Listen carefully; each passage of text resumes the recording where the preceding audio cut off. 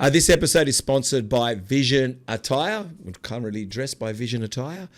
Our clothing brand sponsor, who have kindly dressed me today. They do active wear for men and women and competitive wear for men in all categories. Go to visionattire.com.au and check them out. Use discount code MuscleTalks15 for 15% off every order.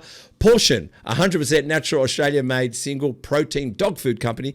Go to portion.com.au. Use MuscleTalks25 for 25% off your first order and MuscleTalks10 for all orders, 10% off all orders after that. And Primabolics, Australia's favourite supplement company, proteins, pre-workouts and more. Go to primabolics.com.au and use discount code MuscleTalks15 for 15% off your order. Because I can't remember specifically a day in the bank towards the end of my time where I was like, man, what the fuck am I doing? 9 to 5, stuck at a desk for somebody else. You know, where's the freedom? Where's the flexibility?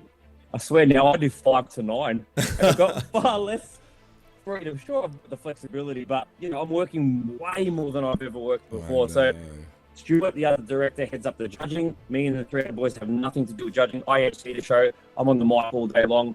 Have absolutely nothing to do with judging. So I always say that let the results speak for themselves. And, you know, the facts are the facts. My athletes won more pro cards in other federations last year than they did in NBA. I only see good in people. I really only see good in people, even in negative situations. We send you a link. It's got the test on it. You pull up your phone and it uses your smartphone camera. You hold it close to your face and it asks you the questions and you just answer the questions as you stare into the camera. And it's watching and taking photos of your pupils and what they're doing as you lie, basically, or don't lie. You and I, are we going to write a textbook after this, you and me? Are we going to put together a bit of an ebook? Maybe? We're going to put an ebook together, man. We're going to, of course. Coach, prep coach, director, MC, co-host.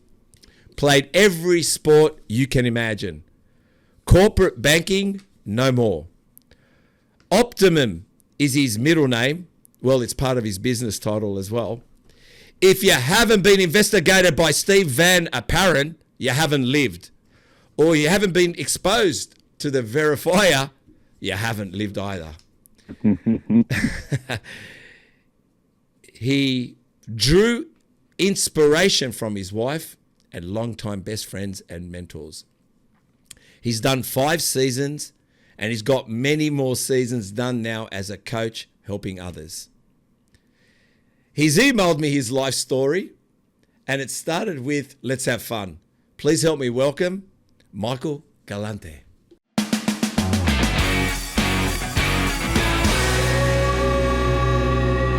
are you, brother? Mate.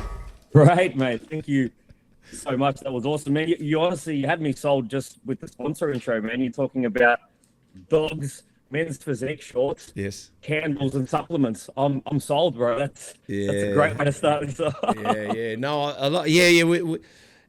It's pretty cool. We still try to work out at what point we play it on a podcast, and to not make people feel like, look, you just can look at others around the world, some of the successful podcasts, what they do, how they do it, and also sometimes not even be like them because they're way advanced. They're like at 500 and something podcasts or 700 and podcasts or 1,000 podcasts.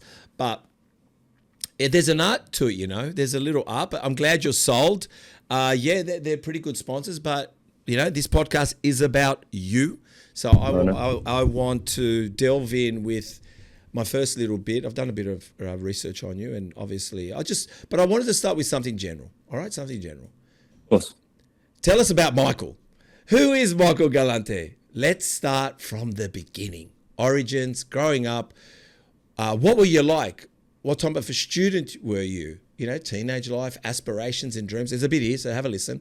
Were you sporty? Seems like you were sporty. Nerdy? Were you a thug? Did you break dance? And is there something about you that no one knows, not even your wife? And are you happy to reveal it here on Muscle Talks podcast? Man, let's try it. All right. Man, that's a great way to kick things off.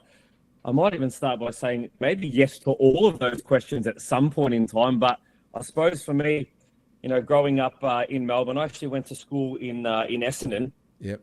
Everyone will probably know the Essendon Football Club, but I went to a boys' school called St. Bernard's College. Yep. You know, I was pretty quiet, I'd say. I was, I definitely enjoyed school. Certainly up to year 10, I was quite studious, and then, past that point, probably started to hang around, maybe the wrong type of crowd and got led a little bit astray. But the one thing that kind of was consistent that whole time, Yep. no matter what I was doing, was, my love for sport. Mm-hmm. And I think for me, if I was to run off everything I played from, say, being a 5 or 6 year old, starting off with basketball, football, soccer, cricket, tennis, indoor soccer, does that count? Yeah. As well. So I don't think that there was a year between the age of 5 and, say, 25 or 26 where I wasn't involved in some type of team sport. Basketball probably being the biggest one, where I played, to a reasonably high level well into my 20s, until my body decided that it's not for me anymore. And I was forced to have multiple knee reconstructions. I've actually had 5 surgeries on my left knee, which was about the time that I kind of made that switch across and decided I need to continue to stay fit and stay healthy. I want to be involved in something. I can't twist, I can't turn, I can't really jump. What's it going to be now? I was already training in the gym at that point, not at the level of a dedicated bodybuilder, but certainly was starting to live and breathe a lifestyle a little bit. Mm-hmm. And that was when I decided that moving across into bodybuilding formally was going to be for me. So I couldn't imagine life not being ridiculously active, and I'm sure there's a lot of people listening to this now that can absolutely relate. Whether it's about the feeling that it gives you, being able to look at yourself and know that you're doing something positive for yourself and for your body, whether it's the team camaraderie part of it, which you do lose a little bit in bodybuilding, and maybe that's why I love coaching more than I love competing as an athlete myself. Right. Because I get to be the person sort of pushing and inspiring the competitor. And I've always said, and anyone who knows me knows, I always say I'm a much better coach than I am athlete. And that's just because I get so much enjoyment out of, the process of getting somebody from A to B. But we can probably get into that a little bit later. What was, out of all the sports you did, and you did quite a few, what was your number one sport, or the go-to sport, or the sport that you enjoyed the most? Yeah, it probably changed a little bit over the time. I'd probably say basketball, but definitely AFL, probably from the age of 14 to 17 for that 3-year period took, that prime spot. I think there's something about, 18, 14 to 16-year-old boys who are just, filling out with, their testosterone and going on a field together, packing bods, and it was just, for me, taught me a lot about, what team was and how to support one another, and, what it meant to be part of a team, and what responsibility was as well, kind of showing up for somebody else. So I think at that point in time and that part of my life, football probably did take that number one spot. But basketball. Did you want to play for Essendon? Did you? No, well, I'm a Collingwood supporter. All right. Did you want to play for Collingwood then? Probably a lot of listeners right now that are also shaking their head. Collingwood's one of those teams, certainly in Victoria, that you either love them or hate them. Oh, really? Are they like? What are they like? Are they like the Roosters of Sydney in a sense? I'd say so. Probably the biggest, club. I'm not sure where that sits from a member perspective, but certainly been one of the biggest clubs for a long period of time. And you're either a Collingwood lover or you absolutely hate them. So I never really had a desire to be like the top level athlete. I loved playing sports, same as bodybuilding. I never really had a desire to need to want to be pro or be the best or win an overall. It was never the why for me. I think the journey and the process, and one of the things we talk about in our coaching business, TMG, is about, process over outcome. And I think that's been instilled in me for a long time, falling in love with the journey, not necessarily the outcome. So, playing to a high level, although I had moments of enjoyment, certainly at a basketball level, playing it at a decent grade, but it was never my driving factor. Do you think because you're a WOG? Probably. And because maybe Hey guys, I just want to say thank you so much to everyone who has subscribed, who is following us on all platforms, but especially here on YouTube. And if you're listening to us on Spotify, please, if you could do us a big favor, which helps us reach more people, get better, bigger, greater. We've already had some great guests anyway. Everyone's been a treat. Hit the subscribe button, hit the notification bell so you're notified every week a new podcast that is launched. And I just want to say a big thank you. But again, subscribe, hit the notification bell, and enjoy watching Muscle Talks podcasts. People around you, I mean, many people who's ever listening around the world wouldn't know what a WOG is, but I guess it's pretty much people from foreign countries, predominantly the European countries that are you first generation? Both my parents were born in Italy, so yeah, so you're first generation, right? So first generation. So do you think they did come here very young, but yeah, still both born. Okay, so, yeah. okay. So the thing is, sometimes we don't know how to take sports seriously because people around us don't take it seriously. You know what I'm trying to say? Like, do you think that could have been also a holding factor in some aspects? Not because your parents held you back. I'm sure you could have done anything you wanted. But, you know, sport is... How old are you, by the way, Michael? Yeah. 30. 30. 38. 38. Oh, you're still young, very young. But yeah, but you're around the time where... I mean, 38... You know, now today, everyone knows there's a big career in sport. You know what I mean? Everyone knows you can make a lot of money in sport. Like you could really, yeah. But it's all the 1%er clubs too there too. So having said that, do you think that's also a factor? You know, culturally as well. Oh, without a doubt. I mean, I didn't grow up in my house with sport being on the television all the time, and parents who would get so passionate about sport that it would then roll over onto me. Don't get me wrong, my father, certainly my dad, loved watching sport, but it was never, the be all and end all. They gave me every opportunity to do absolutely that I wanted, but we just weren't a competitive, I suppose, family. I wasn't raised in a competitive household. And I think if you looked at, even top level sporting clubs within Australia, probably around that time, there weren't really a lot of, Europeans or WOGs that were competing at that level, were there? So, what you're saying is probably got some merit behind it. If you look at statistics back then, that's probably one of the reasons why as well. But for me, I'm kind of a little bit grateful that everything wasn't based on the result for me, and that it was kind of ingrained in me to focus on being my best and focus on the journey rather than just the outcome. Because I think sometimes, and this is really relevant to the industry that I'm in now, and you would see this a lot too, that a lot of the time, if you base your happiness on purely the result, the trophy, the placing, and that can be in relation to any sport. Not saying that you shouldn't be ambitious. Please don't think I'm not saying that, but you need to find joy in the journey, and I think that's a really good way to set yourself up for success long term, to be able to pursue something for a long period of time and still be happy. It's funny. I'm just thinking about that because I'm thinking to myself the challenges, in business, I guess, and in life. And I was thinking to myself, am I always thinking of the outcome? Am I not fucking... That's why I was just thinking to myself, is that my problem? I'm just not on the journey. I'm just always outcome driven. So tell us, being, obviously sporty, and you're probably going to tell us you were a thug as well, maybe, if you were everything. No. But the thing is, tell us, and not saying you were a thug, I'm making that up to be comical right now. But the thing is, so explain to us being in the journey, not the outcome. Yeah. Educate me, because I've got a good question mark on my head right now with that. Okay. So for me, it's about, again, the outcomes are a really, really easy thing to explain and focus on. Let's just use a couple of examples specifically. Let's look at, what a lot of your listeners do, which is say, you've got a lot of bodybuilding listeners and you've had a lot of incredible bodybuilding guests. I spoke to you off air. Yes. Credit to you, by the way. Some phenomenal guests. You should be really proud of what you've done for the industry to level it up.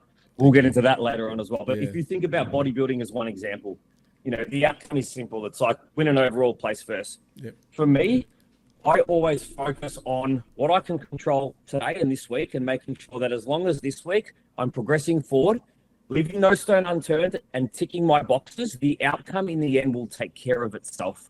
So I'm focusing on much smaller little goals that are very achievable, maybe day to day, maybe every 7 days, and enjoying ticking those off rather than just thinking about, I'm starting here and at the end, I've got to get to this top prize. I'm going to try and tick off and celebrate the little victories along the way more than I do the big thing at the end. Because if I know that I get to the end of that process and for 27 weeks, I've had, 57 mini goals that I've been able to tick off. At the time, they might have only been such a small little thing. A lot of people wouldn't have celebrated them. But if I can find enjoyment at that, what tends to happen is, and you probably would have heard the saying, success leaves clues, right? Oh, yeah, By the time I get to the end of that journey, all of a sudden, a lot of the time that outcome ends up happening just because of what you've done on the way. And whether it does or it doesn't, you probably already feel like you've won. So it doesn't really matter whether you take that top prize or not. Wow. I mean, just listening to that, I was just reflecting a little bit. Actually felt a bit emotional listening to it, thinking like, Thanks, how, no, I'm thinking to myself, sometimes we beat ourselves up because we're not at that destination. Without a doubt. And I do that. I'm currently doing that, to be honest. I'm thinking, like, what the fuck? Why aren't I here yet? Why aren't I there yet? What happened? How do we skewer off? And it's true.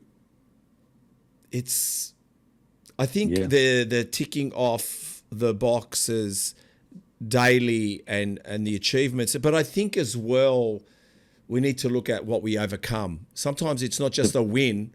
It's an element of skin in the game, of any game in business. It's learning. I got some battle scars from that and I'm stronger for it. You know what I mean? I think it's got to be something along the line of that, because sometimes your next day's move isn't always a win move. It's it's a survival move. Man, you took the words right out of my mouth. When I say celebrate the victories, and I was talking to my wife about this the other day, she's just gone back to full-time work. We own a gym. I've obviously director of the Bodybuilding Federation, have a coaching business on the side, and do the podcast as well. Sometimes that win I'm celebrating is just getting through the day. Yeah. Sometimes it's getting through the day and still being able to smile at the end of it. Like there's clothes on the table that need to be folded. There's dishes stacked up. We haven't done the load of washing that we said we were going to do. But you know what? We got through the day. We were able to put our 1-year-old to bed. She was smiling. She's safe. She's happy. That's a victory. It doesn't always necessarily have to be, my weight went down on the scale. Sometimes just getting through the day, that's a win too. And that's part of that journey. Yeah. No, 100. Like I said to you, I think I need to start understanding a little bit about the journey than the destination. Yep. It kind of switched on a light right now listening to you. I think I'm very outcome driven at the moment, and but at the same time, we can get frustrated when we don't act on things. And I think that's the thing. It just came to me now. I was telling Will on who owns Primabolics, Will, and I said to him, where all anxiety lies? Anxiety and uncertainty lies by not making a move. In other words, even myself, there are emails or phone calls to address, and doing them isn't the anxiety.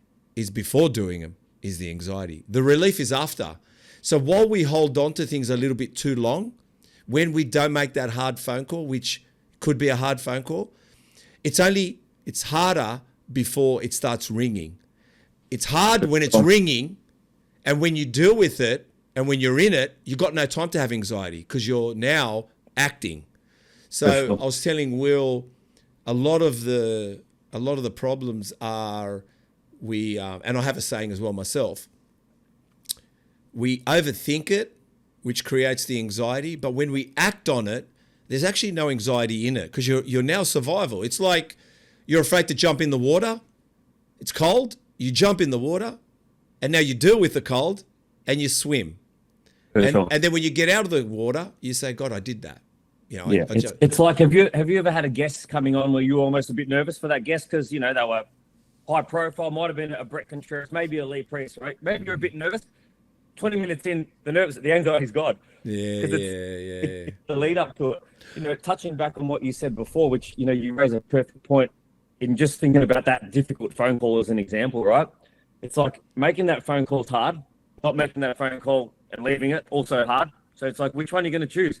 You just got to pick one. For me, and it's not a lot easier said than done. Please don't think that I'm sitting here saying that, doing it is all. It's not. We all struggle with, procrastination, and there's always a million things to do. And I think the more things that build up on your list, the higher those anxiety levels get. But ultimately, and a message I, got to keep reminding myself is not doing the task, and leaving it. That's hard. Doing the task, hard.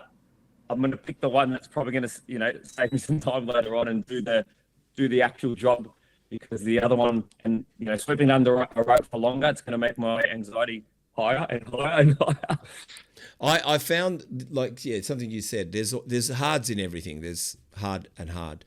But what I found is, I remember when I used to get up at 4 a.m. to go to the gym, right? I wanted to go to the gym before my family got up. And, what I do now? Yeah, like you do now. But I remember when the alarm clock goes off, I knew there was two hards. There was the hard getting up, going to the gym, or the hard of feeling shit that I didn't go. So which shit do I want? And I think, and I chose the instant shit, not the later. So you sometimes chose the lack of sleep. Yeah. So I just chose get up, because I'm going to sleep in, and I'm not going to get up happy that I slept in. I'm going to get up with regret. So sometimes you're thinking to yourself, "No, this is too hard to get up." But then when you don't go, you're bashing yourself for a little bit longer. So I do find, there's always the element of hard. I mean, and like I said, the element of anxiety. I've come to realize, and thinking, and I've said this to Chris, and I've said it to many people, thinking is a waste of time. Trust me. Daydreaming, we daydream. We do daydream about things. But thinking is a real waste of time. So I guess it's a good idea to say, which I'm not in that point at the moment, you never know, but if someone's thinking of competing, especially in the NBA, right, then you're wasting your time thinking. Just do it. You either don't think or do it. Because the thing is, just do it. Register and go do it. Because when you think, you're how can I explain it? It's like it's a weight. Man. They literally, I think they have a saying for it. It's like, the longer you think, the more time you're giving yourself to talk yourself out of it. 100%. Right? Like, so, and they say, fear being the biggest killer of dreams, and that runs alongside overthinking. So like, you wake up and you've thought about competing before, and then you wake up and you just make this decision to do it. You contact a coach and you start, versus the person that continually questions the what ifs, what if I stand on stage and I look shit? What if I don't lose the weight I need to lose? What if I can't stick to the diet? What if I can't train 5 days a week? That person will never get there. And that's a lot of thinking. And I'll say one more thing. This is a little bit out of the thinking part. But there was this guy, he was kind of like, wasn't a mentor of mine, but I did enjoy his talks, and his name is Mark Aceta. He was, he's not, I don't know, he might be known a little bit in America, but he said this.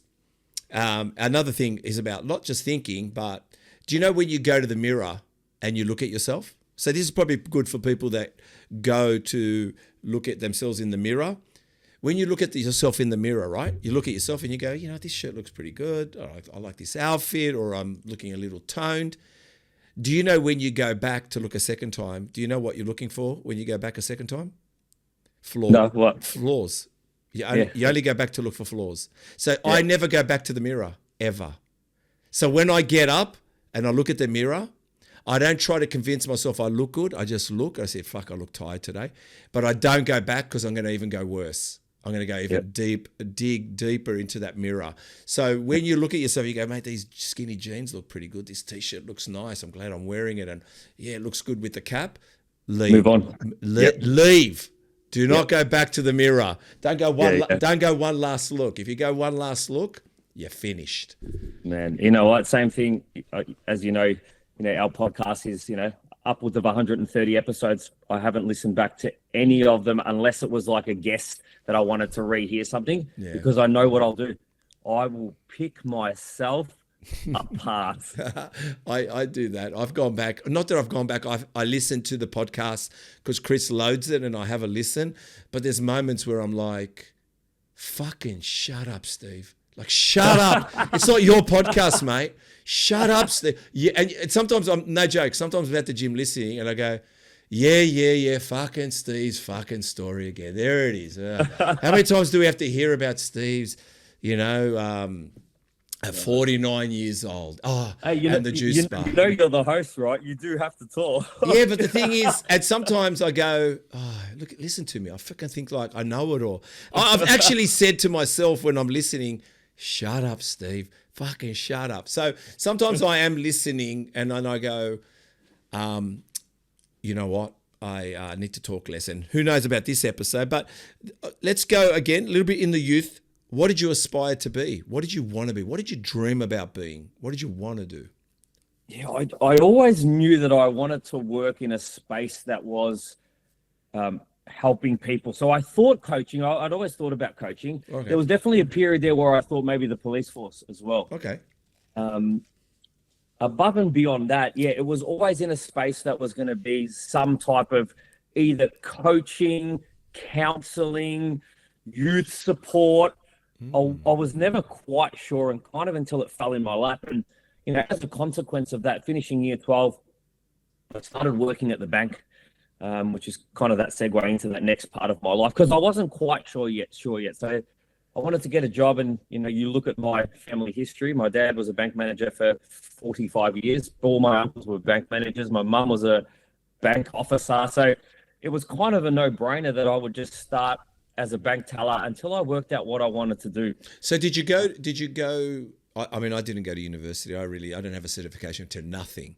But did you go to uni or did you study at TAFE? What did you do? Did you do any studies? Not at that point. I did eventually. Okay. Not at that point. I actually started working first, right, and then ended up doing some financial planning stuff once I was already working within the bank. Which bank were you working for? I worked for Bendigo Bank, which I bank with Bendigo. Well, there you go. I was about to say, not even sure if there are many in New South Wales, but no, I've Bendigo Bank. So yeah, all right. So you went to Bendigo Bank, because the family was there. Obviously, you guys were laundering money, being Italian. I'm assuming. Of course, through the community bank. I actually loved the community bank model. So, and this isn't a plug for Bendigo Bank. I haven't worked there for a long time, but at that time, they had a profit share model where basically 50% of the profits would go back into the community. Wow. And I thought that was reasonably noble at the time. I had family that had worked there too, so it kind of made sense for me. It was a good way for me to keep my parents off my back. I'm working full time. Yes, I'm not studying yet, but I'm working full time. I'm making money until I work out what I want to do. And then before you know it, 10 years had gone past. I was still there. I'd worked through, 7 or 8 different roles. I was managing a branch at that time now. And I'd become comfortable, complacent. The one thing that complacent. It's funny. Yeah. I worked for a bank too, by the way. So tell me about that. Well, I'll I think it's a good story, but I'll try to make it quick, because if I listen back, I'm going to say shut up, Steve. So I'm going to make it quick. But the thing was with me is I really didn't know where I was going, what I was doing, and I got a job. I finished school, and my dad said to me, "If you can wear a tie and have a briefcase, you've made it." And I'm assuming a tie and a briefcase. The one with the combination lock? You did your little combination lock, yeah? What my dad had. And you keep a salami sandwich in it. That's all it really carried. The code was always 0000, but it didn't matter. Yeah, no. Mine was because I liked Falcons. I was a Falcon guy. I had their motors, whatever their motor was. But so when I got the job at Commonwealth Bank, it said EDP, and I said, "Wow, electronic data processing. What is this?" It was when IT was starting, right? And I'm thinking, and everyone's doing these private courses. Everyone's doing whatever they're doing. Everyone's doing private courses. And I get there, and I was in the mail room, and to be honest, I felt like the biggest fucking bum. I really did. I went, "What am I doing here in the mail room?" Here I am and I think I had a mullet back then, right, and a flat top, and I'm going, "What am I doing in the mail room?" And I'm kind of tenacious kind of guy. I said to the guy, "How long do people last here? Like till they're out, meaning move on?" He goes, "Oh, depends, maybe 6 months. Okay, that's plenty for me. So in 6 months, I got out and I just ended up somewhere in HR doing data input. But some girls, not girlfriends, but friends, one of them worked for HSBC. And she said, I know I'm talking too much, but you're going to like this story. And maybe people will be motivated. And so they said they're hiring for their IT department for an operator. And I'm like... I'm an operator? No, I'm an operator. Yeah, that's exactly right. I'm an operator. So I said, well, I can put on my CV EDP because that's where I work, electronic data processing. Who cares what I'm doing inside that building? So I said, get me an interview. And back then, I got an interview, and they had already filled the positions. And I talked myself so up, like I had some fucking experience, that this is it. He said to me, how about we give you a role, not as a trainee. I was going in as a trainee. We'll go you one above. And this is what I said to him. No, I don't want to come in arrogant. Give me the trainee position, make it an extra one.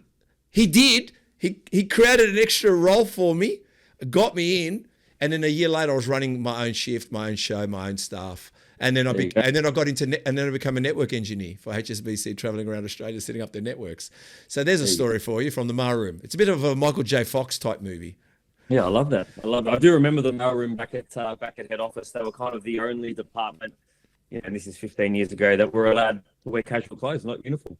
Yeah, no, we were in the city. We still had to wear a tie. We had to be whatever we were. But having said that, do you find, and my question is to you, how I think it is, how beneficial is it that you've worked for a national company?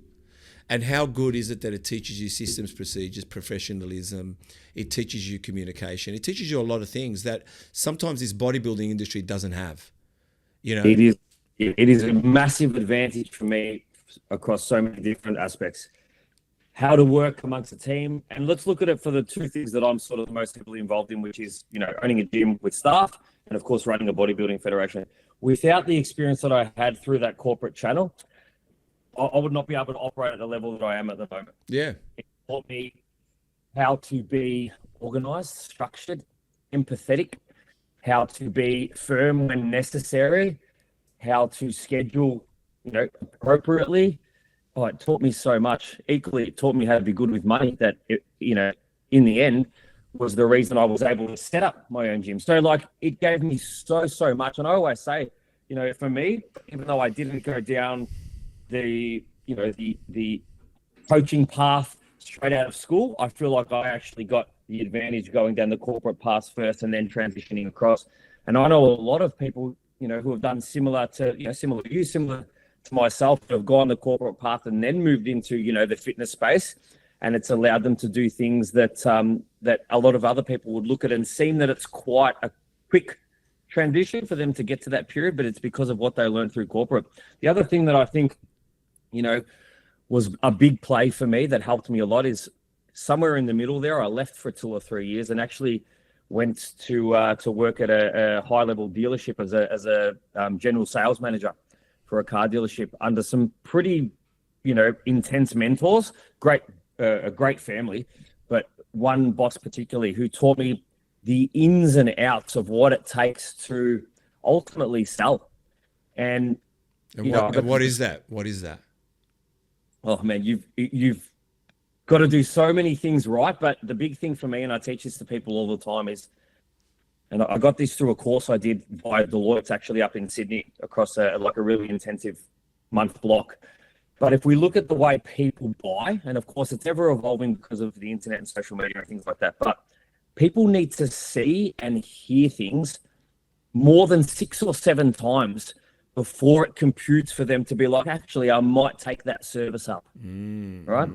So when I'm trying to, bring business in through the gym, or I'm trying to get coaches to generate more leads, I'm a big believer in ensuring that they're putting it out there upwards of 10 times. And I'll give you an example of what they do in the car industry, which no one probably even knows unless you worked in the industry.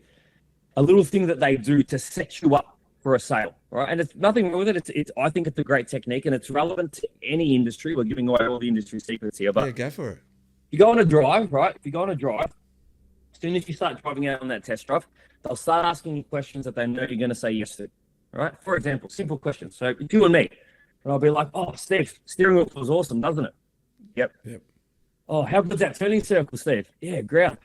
"You said you like the color red, right?" "Yes." "Cool. Oh, that accelerator, has it got enough speed for it?" "Yep."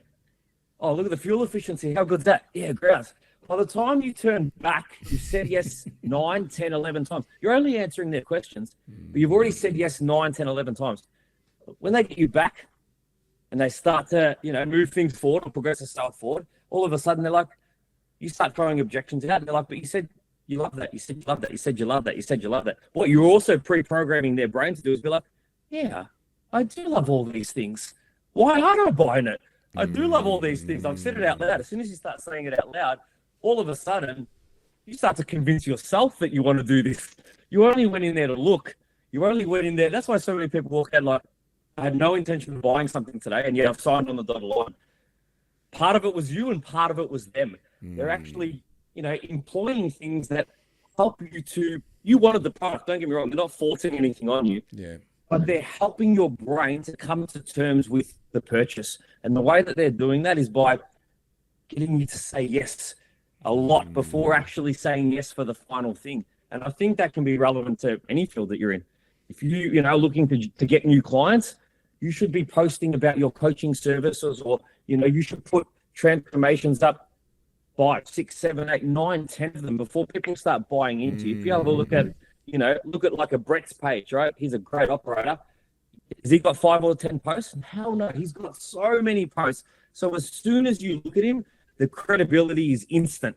So, well, you probably noticed with Brett, which he did say, he doesn't charge in-person training. It's all free. Even going to his gym. Hear me out. He only allows, I think, 30 placings. They're all free, right? And I think it's because, he knows they're going to post. They're going to be really happy going there. They're going to help encourage his gym. For sure. And he makes all his money online now. Well, all his businesses online. There's more. So it's kind of like a very smart tool where he would spend money on marketing. Instead of spending money on marketing, he brings the marketing to him. So the clients actually, some people he gives away free memberships. He says he doesn't charge anyone anymore. And I think it's not because he's got enough money. I think he knows where he generates it now. And it kind of generates, I think, around the analytics and everything that's going on online and selling ebooks and selling this and selling that. But yeah, I find, we'll kind of segue this way, because I was at the bank for 10 years. You were at the bank for 10 years. And you left to go into personal training, right? I left and I bought a shop. I actually bought a juice bar. And it was a rundown juice bar. It was really run down, and it was just, it was a mess. And I bought it in 2000. When I say I bought it, then I set it up. But it actually looked a bit like Boost Juice at the time too. We were very uniform. People thought we were together, and they started in 2000.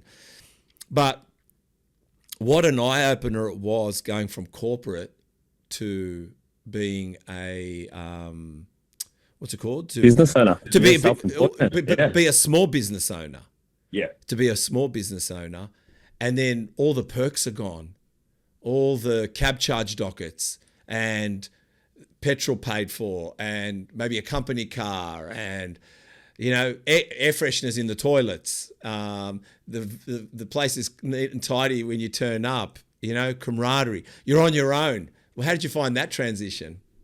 Man, it's so funny. Again, having this conversation with somebody just recently is like, I remember specifically a day in the bank towards the end of my time where I was like, man, what the fuck am I doing? 9 to 5, stuck at a desk for somebody else. Where's the freedom? Where's the flexibility? I swear now I do 5 to 9. And I've got far less freedom. Sure, I've got the flexibility, but, I'm working way more than I've ever worked before. So, context is always important. And you can be so deep in something sometimes that it's, hard to see the benefits of, your current situation. And there's positives and negatives to every situation. But, we always feel like the grass is always greener on the other sides. Equally, there's probably some things now about going back to a 9 to 5 that I'd probably really thoroughly enjoy. Being able to switch off at 5 o'clock and actually put the laptop down and walk in the door and not think about it until the next morning again. Whereas, I'm responding to messages from athletes, from brands, sometimes past 9, 10 o'clock at night. I was never doing that in the bank. So it's a funny thing, but equally there's a high level of enjoyment, doing what I'm doing now, knowing that I'm doing it for me, for my family. I'm doing it alongside, my best friends, which is a big plus. That's something that sort of corporate life wasn't able to deliver. But again, the grass isn't necessarily always greener on the other side. Both are hard. I just chose my hard. I think,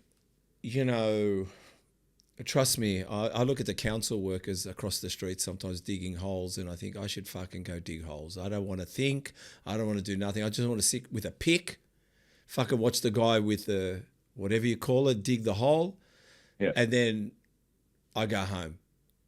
But then there's that night shift they're working and it's raining and I'm not out there. There's pros and cons with everything everyone does. Like, you're not digging a trench in the front of the Opera House as a council worker. You could be fucking in some suburb out west and it starts raining, but they're still working away and construction doesn't stop and you're there getting drenched upon. And that's the change in believing the picture you think you're seeing, what the actual picture is. But the biggest thing for me at the moment, there's two things, Michael, and my ex-wife applauded this. I told her, I don't think anyone can work with me. I don't think they like working with me. And I think the reason being that is that I don't suffer fools. And I find it very hard to fly at half mast. So the thing is, so that's one reason I find it hard to go work for someone, because I don't know. I'm a team player, but I'm not a good team idiot player. I don't find I can play with people like just for the sake of turning up and trying to make friends with people or learn how to work the system. I know how to work the system, but I still want to be able to excel in the career I ever choose. But the last thing I think about is this. Let's say now, do you have grandparents? Not anymore. No, they've all passed. Oh, they've all passed. But what would you class, what age would you say an old person is? Like, what's an old age? What's an old age, you reckon? Give me a number. 80. 80. What do you think when you go to an 80-year-old and you say to them, tell me your story. What would you change? Do you think the 80-year-old's going to tell you they got $5 million in the bank, or they're going to tell you a story about their life? See, they're never going to talk about the bank account, because the bank account at that age is jack shit. Because they can't even buy a Harley Davidson and ride it. They can't buy a sports car now. They can't even get out of it. They can't go on a Kentucky tour. They can't start a business. It's over. And I just feel, for me, even though I think I'm going to be a miserable old person, I got a feeling I think that regret to me is more than a cushy job, because I believe the cushy job, I know 90% of people in the world regret it at 80.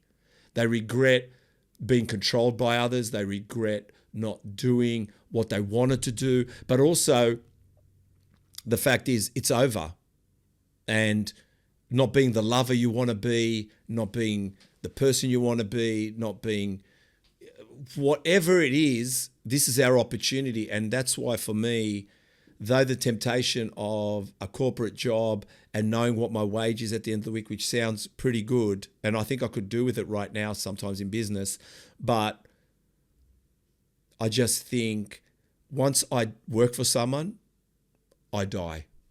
I'm dead. There's nothing left. There's no soul there. I'm just turning up, doing what they tell me to do. I do it really good, but it's kind of dead. So I think for me, what I think at the end of the day is we're going to get there, but how are we going to get there? And I think that's the biggest thing for me. I think, like you said, I know there's a destination, but at the moment, the journey, whether I make it or break it, I don't know.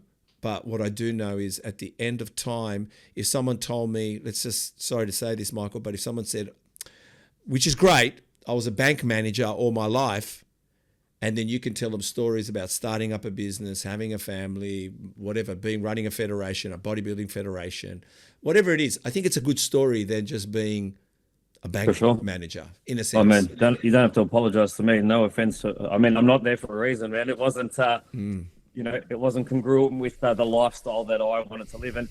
Man, maybe you're living a little more in the journey than you give yourself credit for. Having heard you say that and hearing about how, your outcome is actually not getting something. It's not regretting anything. No, I don't do regret. So maybe for you, you actually are in the journey. Maybe there's just, the maybe hidden anxiety of making sure that you're actually able to sustain it and keep it going so that you don't ever have to go back to that life that you think will lead you to that regret, right? 100%. But sometimes I think with all of us, it's a lonely world business. I'm just and our listeners are listening, but what I mean is it's a kind of little bit of a lonely world. The buck stops on you, but like I said to you, there's no, I know you guys do an amazing podcast and you've got some great numbers in there. And we spoke about the percentages there, but do you know, I never thought about a podcast. I never thought about online. I mean, Chris maybe thought about it. Chris is kind of like a walking, talking AI in a sense and loves his YouTube, and social media, I guess, and filming. He's a cinematographer. But like I said to you, I think, like I said, I don't think, for me, I look at the end picture. I don't want to get to 80. I think I'm going to be the fittest, best looking, strongest 80-year-old in the world. I don't know. We'll find out when we get there. But at the same time, I do believe it's the story we tell ourselves. And I think it's most important that we turn over as many stones as possible, win or lose. Like I said, and it's not just money. It's being, I guess, a great role model, a great lover to your partner, a great father to you got a daughter, correct? Yeah. You're gone, man. You're a sucker there, daughters. Yeah, I know that, man. Don't worry. I've got a daughter too. I just saw her. She's 22 this year. It's amazing, man. Still lose my breath. But seeing we've said that, and segue a little bit to family. Tell us about your wife. How did you meet? Yeah. And how is she your mentor? And what's it like being a dad? Well, my wife is an absolutely incredible woman. So her name is Meave. She's a coach herself. She's actually a nutritionist. So I met Meave because Meave would work at the gym that I used to train out of, and I would be back then doing my cardio in the morning as a younger guy, getting ready for a competition coming up, and I'd always go in and I was working at the bank or wherever I was, the car dealership, can't remember, but I'd get up, I'd do my cardio. It was like 4 a.m, and she'd be the only coach in there setting up for a group class in this tiny little space that they'd allocated for her in this commercial gym to run this group class for 6 or 8 people, and she'd be pulling rollers around and bikes and getting all this equipment, and I'd always offer to help, but she never needed any help. And after a little while, eventually I decided, after splitting from a previous relationship and being single for a while, that I was going to grow some nuts and actually ask her out. Yep. And she absolutely said no. And a little bit of time passed, and then she came to me at that point and said, I'm just trying to buy a house, and ANZ have booked me back. And I was like, guess who's a bank manager who does home loans? Perfect timing. So, right, here we go. And back then, and this is a funny story, a lot of people do, anyone who's close to me will not know this story, but back then, to get a home loan approved, Maeve's issue at that time was her financials had only been running for 6 months. Yeah. So she didn't have 12 months of full tax returns because she technically worked for herself as a PT. To get a loan like that approved, one, they weren't approving them, and two, it would take weeks. I spoke to me that morning at about 8 a.m. and I reckon I had that home loan approved by head office by lunchtime. Wow. It's who you know. All right. It's fucking who you know. So yeah, it is who you know, but that could be another episode. But I got it approved. Anyway, I went back to the gym that night with the approval letter, walked in like, yes, here we go. Told what I was able to do. She was obviously over the moon. Over that next, 6 weeks between that and settlement, we were in contact a lot more, got a lot closer. And as I said, I'd separated from a previous relationship, maybe 6 months before that. And we sold our house, myself and my previous partner, we sold our house. So we'd split the money. I was sitting on a little bit of cash. I was living with my mum and dad. It was far away from where I was working at the bank, working out what I wanted to do next. What am I going to buy? Where am I going to live? I want to move into PT full time, lots of things up in the air. Mm-hmm. And Neve at that time said, hey, I'm actually going to be looking for a flatmate because it was a 2-bedroom house that she'd bought. It's right near where I was working at the bank. Did you want to rent the second room? And at that point, I'd kind of given up on things happening between us because she made it pretty clear she wasn't interested. And I said, yeah, absolutely. So I actually moved. I went from the bank manager who did the loan to the roommate. Yep. And about 5 months after that, of course, she finally caved. Persistence pays off. Anyone who's listening, persistence pays off. Even my best mates, and Michael Trimboli, who's one of my business partners, but also my best mate, longtime friend and mentor, even he'll say that at one point he was like, dude, just fucking leave her alone. She's not fucking interested. Wow, yeah. MTC, I never gave up. And fast forward all those years later, married, a beautiful daughter together. We started a gym together probably, 6 or 7 months after that. And the rest is history. So it's a funny story. My in-laws who are great people, will tell the story of how I set it all up. That I went to ANZ and told them not to approve it just so that I could do the home loan event to go back.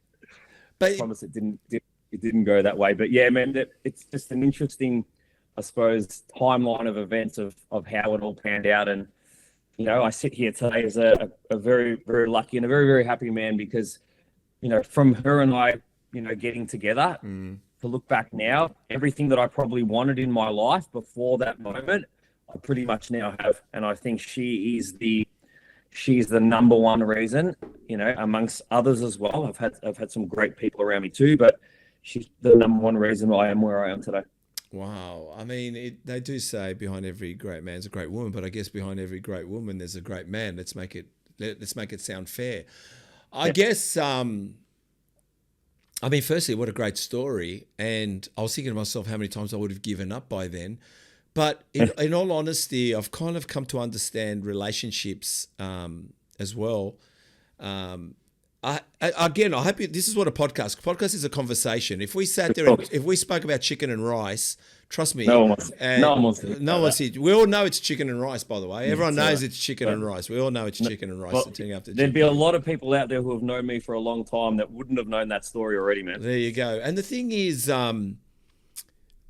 what I've come to realize with relationships is what I've come to realize of late. Do you know everything you give someone, all the attention and effort you put in to get that person or even to have a relationship with them, just remember, you're giving everything you got. The one thing, if it ever goes pear-shaped, is the person that walks away at a loss because you gave so much. See, that's what I'm saying is when you're giving, you've got so much value that when you sit back and wait, when you're trying to wait for someone to give to you, when you're actually giving them the power to hand you over certain gifts like, love and communication and compliments and good sex, whatever it is. But when you go heavy-handed one way and don't think about what they're going to give you, at the end of the day, there's no regret because you've done everything you can. The person that regrets is the person that walks away because now it's empty. So like I said, your persistence paid. I mean, I think maybe I would have given up many times over, but I think, and especially if someone says no, most guys would just Yeah. fold. But I guess your character isn't like that. Also, knowing who you are in the short time I've met you today and a little bit of conversation or messages, you are really a little bit of, and correct me if I'm wrong, it's a bit of water off a duck's back. Let's go. Let's like, you don't really, I think obstacles to you are just challenges to meet and pass. Is that correct?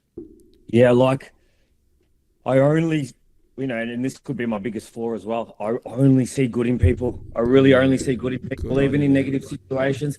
And I get that from my father. Anyone who knows my dad will be shaking their head now because he's a beautiful human being, always since I've been born about helping as many people as he can, even to the detriment of his own health and his own mental health sometimes. And that's the environment that I was raised in, which is the opposite of the competitive environment we spoke about earlier. So that's what I'm used to. I would go to shops and check out the supermarkets, and my dad would go out of his way that, the young girl who served him, he'd go up to the counter and give the boss great feedback about that young girl on counter 7. She was awesome. And he'd do that at every shop we went to. And I do that twice a week now. I left Bunnings just last week and got served by this guy in the garden section who was awesome.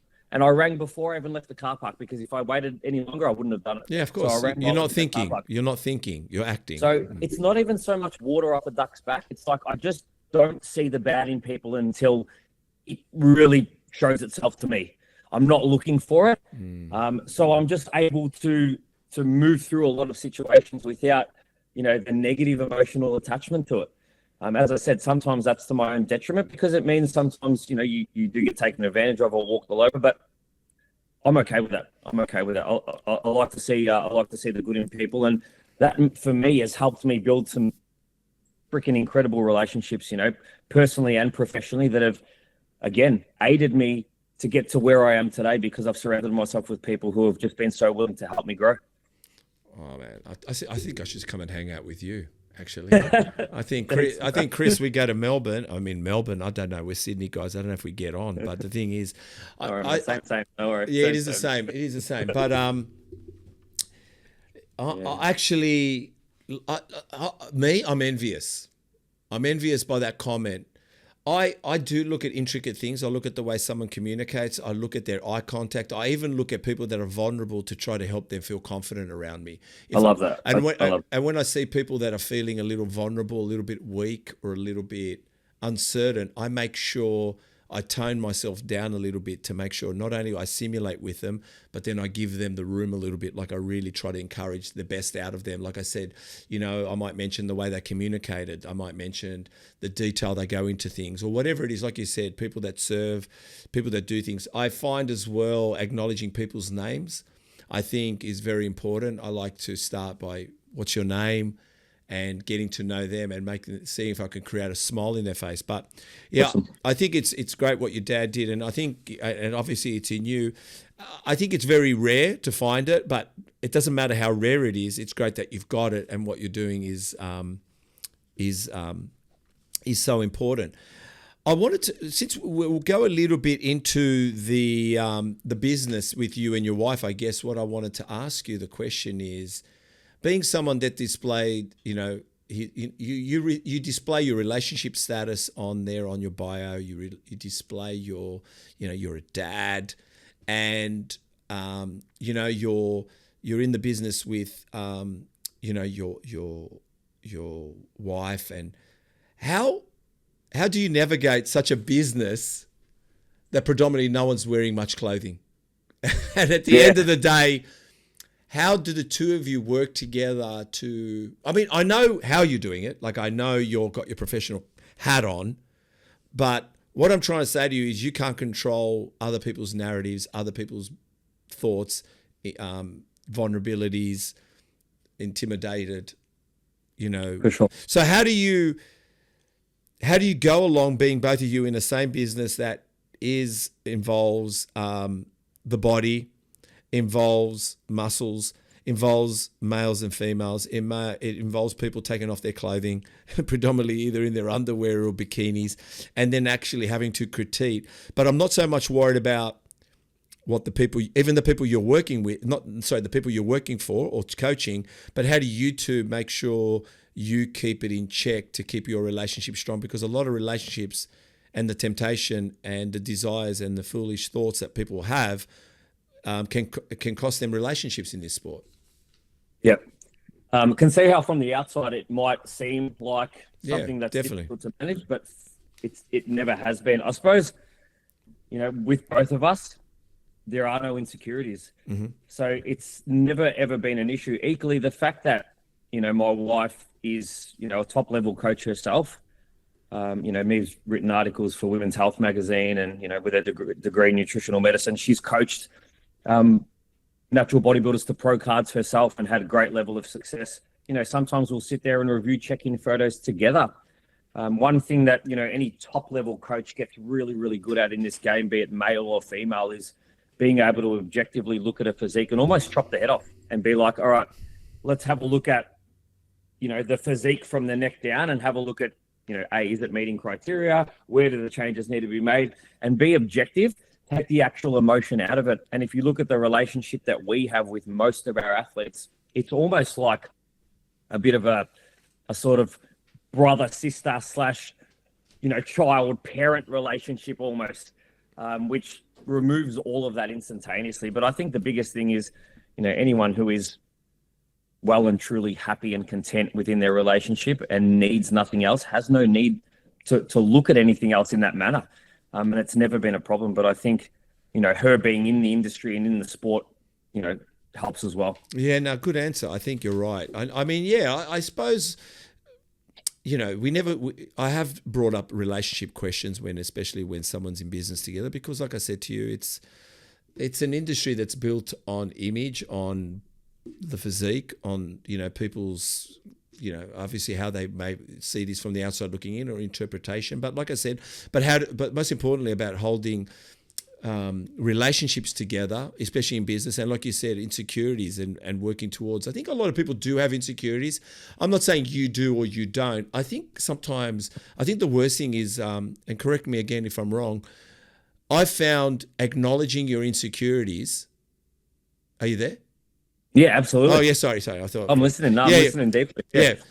I find myself acknowledging your insecurities is really important, because once you acknowledge your insecurities, that's when you know how to work on them, and that's how you can work on trust. So in other words, maybe your insecurity could be, I don't know what it is. Like I said to you, what is, I don't even know where to find that insecurity. I think when I say no insecurities, let me maybe be a little clearer just for the listeners as well. It's like, I have plenty of insecurities. I'm sure my wife also has plenty of insecurities. Where there's no insecurity is in the trust we have for each other. That's the one. That's exactly what I was trying to say. So I mean, and part of that's because of the life that we've created together is we're always together. Even when we work together, this is what we used to get all the time. How do you guys spend 14 hours together a day in the same gym, working, owning? Most of that time, we barely got to chat. In the early days, we were both trying to grow our books and PTing, maybe 10 to 12 personal training sessions a day. Yeah. There was no conversation. Sure, when I was coaching an athlete and she was coaching an athlete, we'd have some cross conversation as a group, but there wasn't a lot of, in-day conversation. Even though we were in the same building together all day long, it wasn't often until we got home that we started to actually chat. And when we got home, we didn't really want to talk about work. So it wasn't really as difficult to manage as most people thought. The other great thing about, if I use me and I as an example, neither of us are confrontational. We're not hotheads. We're both pretty calm. We're both able to take a step back and look at things objectively.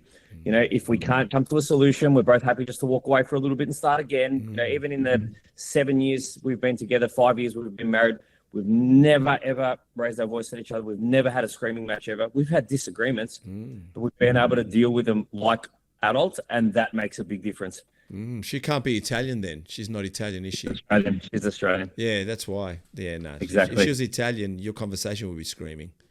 Man, I've been there. It's a completely different conversation. So you're absolutely on the money, and that was a blessing. And now we have a different set of challenges with a 1-year-old, and me having been on maternity leave for the last year, now returning back to full-time online coaching only. Mm-hmm. And of course, me traveling a lot with NBA, which is kind of probably a good segue into the next part, which is the Bodybuilding Federation. Yeah. 19 shows this year. Mm. Just in the last,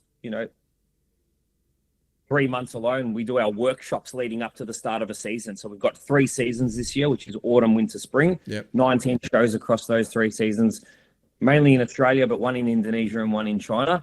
And just before the start of the first season, we had 30 workshops, which we had to travel interstate for. So I think I'm away maybe 25 to 30 out of 52 weekends in the year, which is pretty crazy. And that's brought a new set of challenges, having a 1-year-old versus when we didn't have a child. It was pretty easy to travel for work, but I don't want to be away as much as I used to be.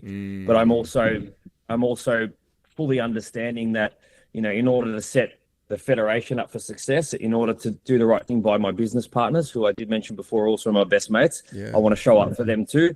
And I want to give back to natural bodybuilding, which is part of the reason why I got into it.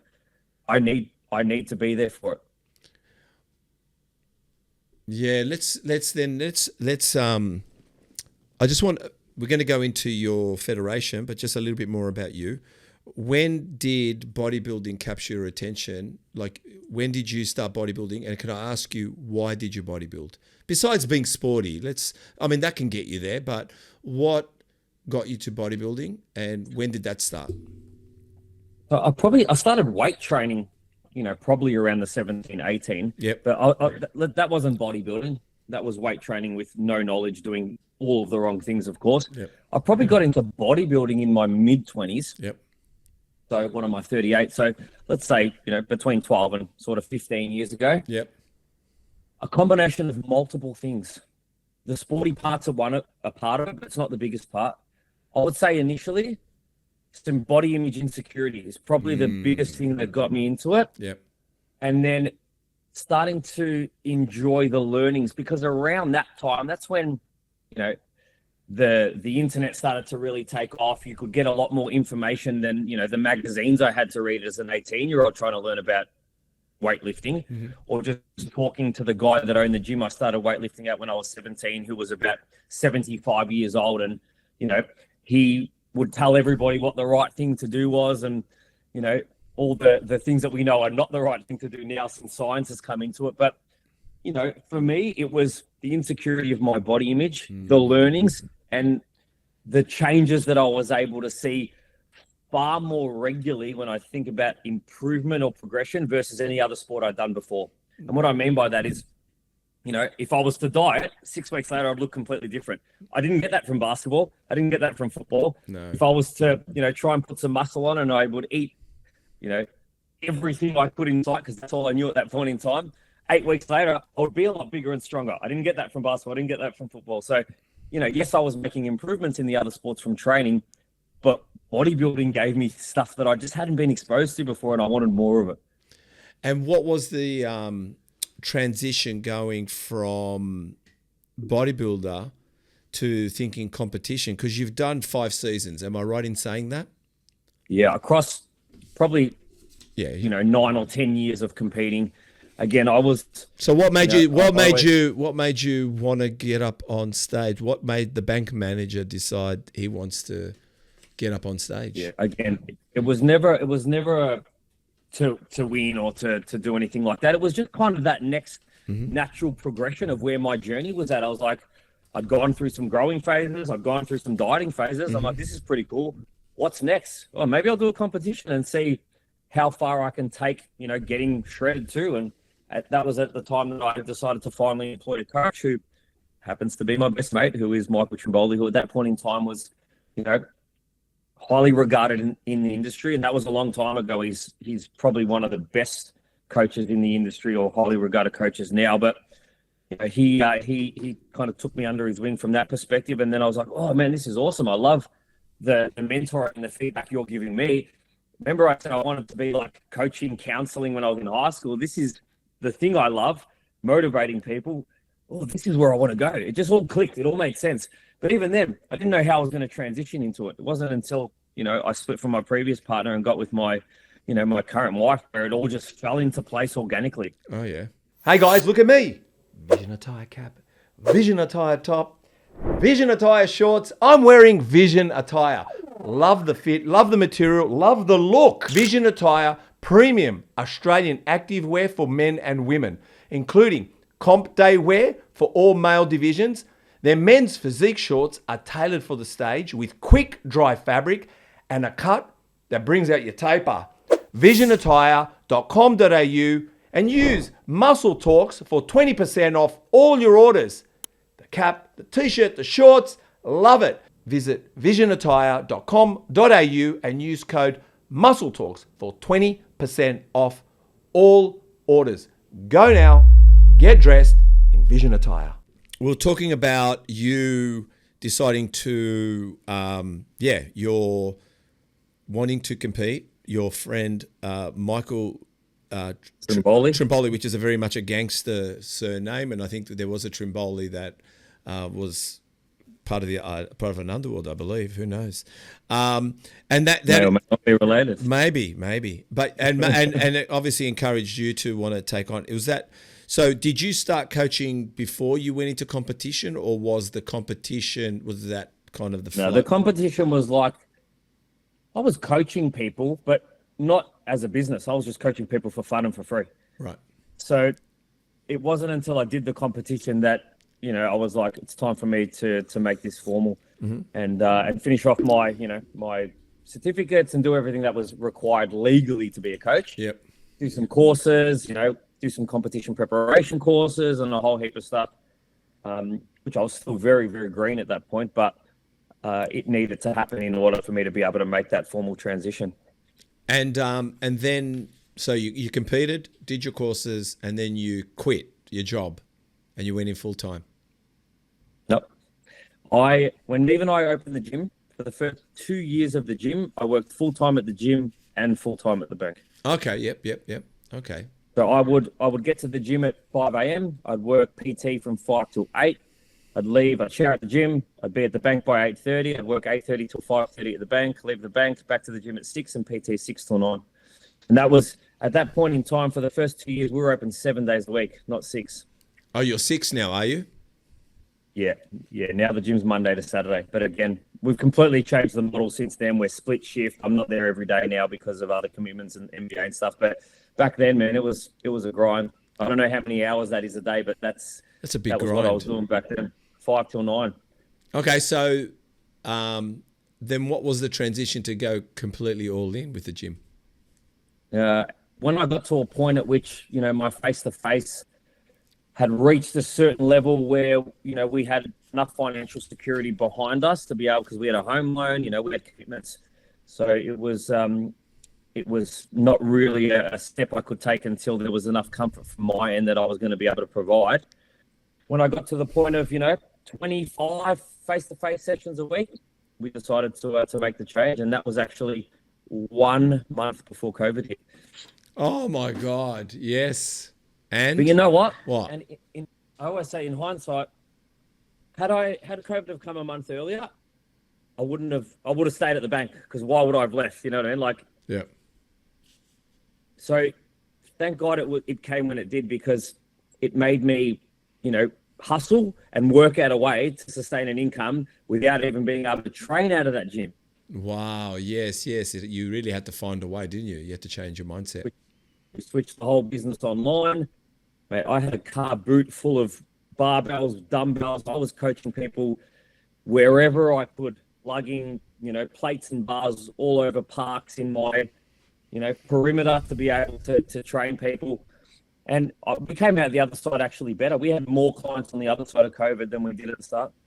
I've heard about that, but I heard how tough Melbourne was. It sucked. I also heard how tough Melbourne was. Melbourne was pretty tough. Yeah, we were probably the most lockdown state, I think, in the world. You were. But it sucked, man. I remember some days coaching people in parks that had been rained on all night, was still raining. I remember just being cold, wet, muddy, jumping back in the car, drive to the next park that was closer because that was where that person was able to train. It was a nightmare. And that's probably when you're thinking, oh my God, I could have worked from home, and the bank, the guaranteed wages, and a lot of Man, questions. A lot of questions would have been going through your head. at that point in time, because I was looking after the lending department for a couple of branches, I literally would have been lending from. I wouldn't have even been able to go see clients. Yeah. I would have just been doing home loans from home. Yeah, So it would have been, and the salary would have been exactly the same. that's so right. there were some days where I was like, oh, you idiot, MG, you should have just waited. You got ants in your pants like you always do. You got to have everything now. Ah. But you know what? It was the best thing. And, it taught us to be adaptable. It helped us to migrate into an online model. And, now I still do a lot of face-to-face purely out of enjoyment, but the bulk of my coaching is online. Okay. Well, before we get into the federation, which I will, let me just talk about a few pin posts. You got a pin post, right? And you got, it's on the 13th of the 11th, 2023. So obviously this must be a very popular pin post. It says, definitely a standout today. We learnt our lessons last week. We went hard this week and it paid off. This your New South Wales female overall bikini champion 2023, Ash Aylwood, I'm assuming that's her name, traditional red trademark bikini that most wear. And there's an array of medals and trophies. I want to know, why have you pinned that? And I want to ask you, what did you learn and what did you have to apply in literally a week? What were the dramatic changes? You know what? It's so funny that you brought that up, because that competitor, Ash, is an incredible young woman. She's actually an incredible athlete. She's competing this Sunday. Okay. That was her last show, and that was 2 years ago, and she's competing again this Sunday in the IFBB Victorian titles. It's crazy that you would pick that one out. Okay, here we go. Yeah, I spoke to her just an hour ago. Yeah, that is hilarious, and she's, she makes that physique, and I'll say this live on air. I'm going to replace that pin post with her physique from this weekend after this weekend show. So the reason why I pinned that post, one, she looks incredible. Yeah. And if you jump on my page, aesthetically, as a coach, you look at that physique, you go, oh, this guy must know what he's doing. So there's the business part of it. Of course. You look at the photo, she stands out. She's got medals all over it. From a business perspective, it's a great post. She's also a great human being, a great athlete to coach. We've got a lot of time for her. So I like to have her, at the top of my page for that reason as well. But it was more about, being able to take on feedback from the show she did the week before, where we thought we would play the condition card and not focus on coming in as big as possible. And, it still did well, but didn't quite get the results that we wanted. So we then decided to play the fullness card the next week. And we took in a hell of a lot more food. We produced a completely different look, and it produced a completely different result. Equally different federations, but that was what that was about. It was about taking on the feedback and making the necessary changes to bring her in her best condition. But yeah, keep an eye out. Anyone who follows me or doesn't follow me, jump on and watch my page, because she is competing on Sunday at the Victorian IFBB Championships, and her physique at the moment is night and day from that photo. She makes that photo look like her little sister. Are you training her? I just thought, yep. I don't want to assume. I'm not an assuming guy, because you're going to pin her up there. So you're training her night and day. All right. And you guys have spoken about this carefully. Again, we're going to go into the NBA in a second, but you guys also, when you took on this new when you partnered into this federation, you wanted to make, I remember that conversation. I remember listening to that podcast. You guys wanted to make it clear that there wasn't favoritism when it came to your athletes. In other words, so I think it's credit to you that she's actually going to the IFBB, that you're happy to, it's not about that this is where she wants to go. And as a coach and as a professional and as a businessman, you're saying, yeah, let's get you there. Let's get you to win that show. I think it's a credit to you as well, but to you guys speaking that way, because it just seems like, from what I've been watching in federations, everyone likes to bash each other up a little bit and actually go over the top to say they're the best for some reason. I don't know why you need to continually edify yourself when just I guess produce the people, get the people on stage, let them talk about it, And in the end, I think it'll all make sense. But how do you feel about, I mean, it's exciting, but how exciting is it to watch it go and you coaching her into this competition here, the IFBB this weekend?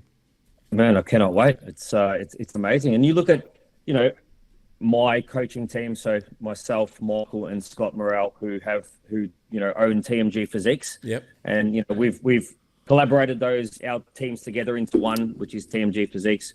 And we have upwards of 100 competitors, and our competitors compete in all federations. That's good. It's really easy. You and I spoke off air. It's really easy for people to sit back and throw stones without any context or understanding. But you just look at my athletes alone last season. I had more pro cards won in other federations than my own.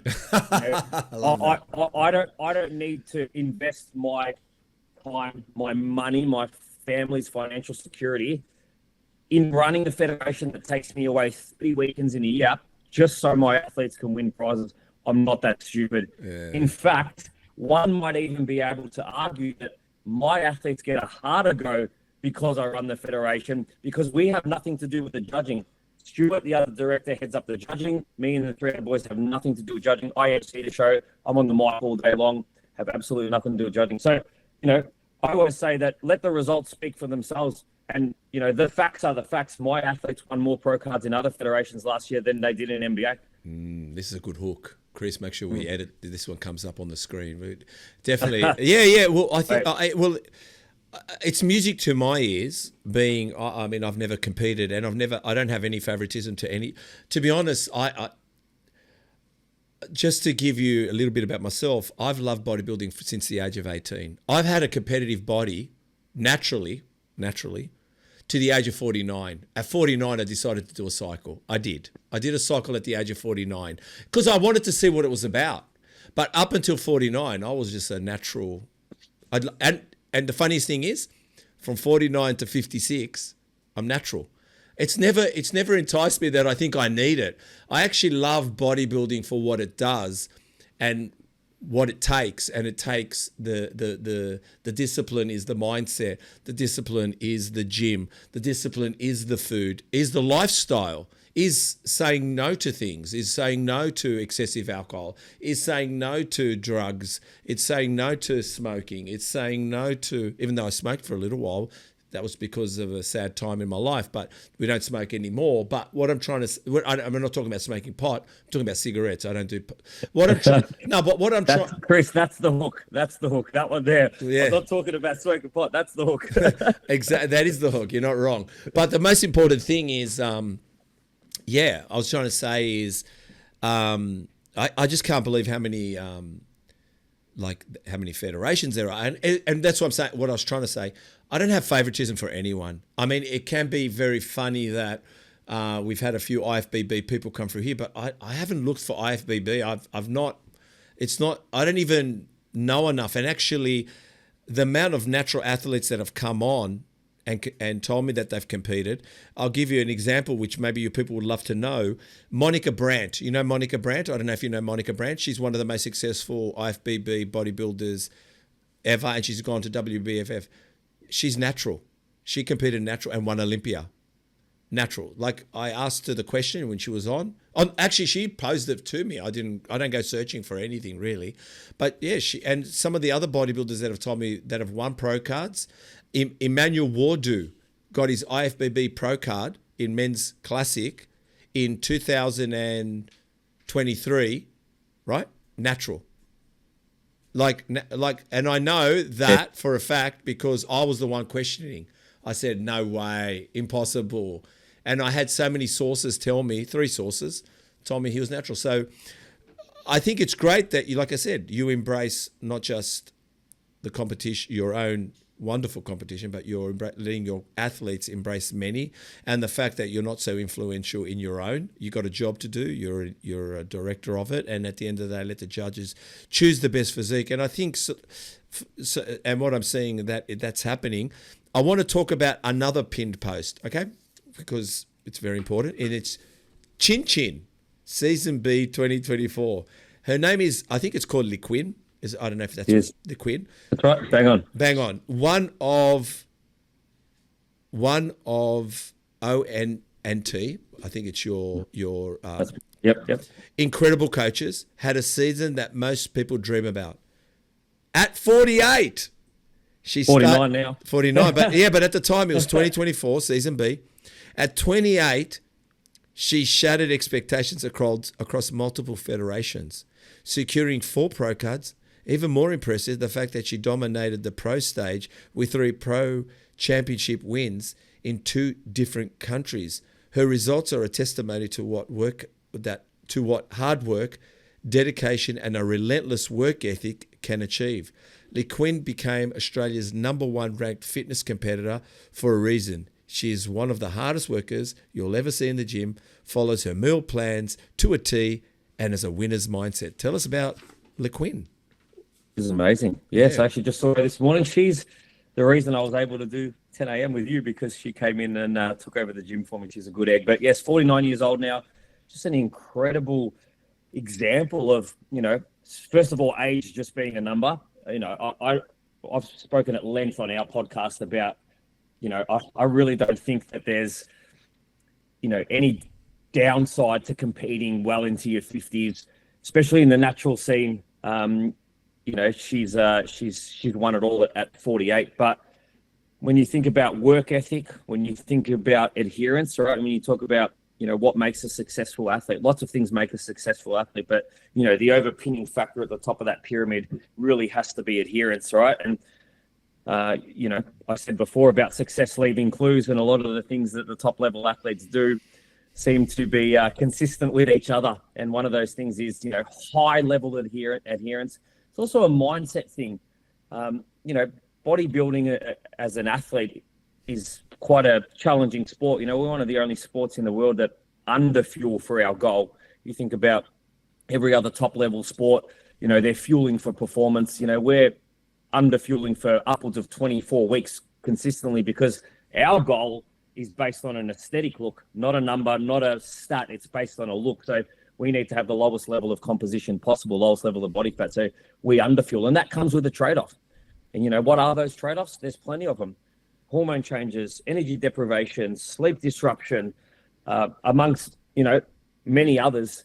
And it takes a certain type of mindset to be able to push through those moments when the going gets tough. You need to have a very, very strong why to keep you going. Above and beyond a strong why, you need great habits, and you need to be able to show up even when you don't feel like showing up. And she is a perfect example of that. She's got 2 kids, one in primary school, one in high school. She's a coach herself. She's on her feet all day long.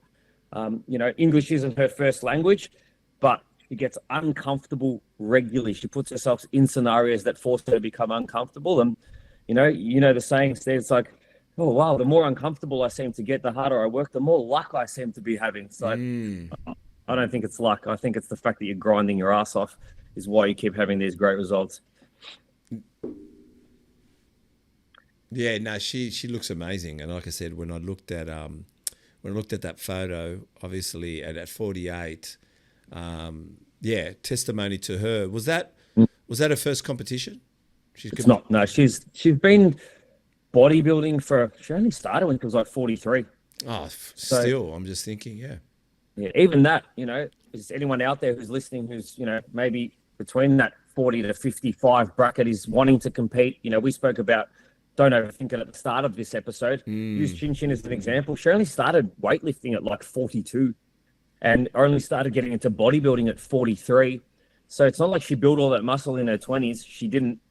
So, anyone can do it. Anyone can do it. Sure, genetics play a huge role in our sport, and sure, she's got some great genetics. Yeah. But you can still stand on stage and, be proud of yourself for the journey like we spoke about earlier, no matter what age you are. Get the right coach behind you, get a good support network, put some good plans in place, anything's possible. What do you think if someone's listening now and they have been bodybuilding for a short time, besides needing time to grow, what is it they need to know to feel like they can go and compete? Like besides, let's not look at it like just dipping toe in, but what would you say to someone if they were saying, I feel like I've never competed, I haven't been doing it for so long, am I worthy of competing? How do you make someone feel worthy of competing? What do they need to know? So, I would say that, everybody's worthy of competing. Right. One of the first things that I look at as a coach to whether I think somebody's going to be able to partake or sustain a bodybuilding prep is, what is their current lifestyle like? Oh, okay. I'm Right. So listening.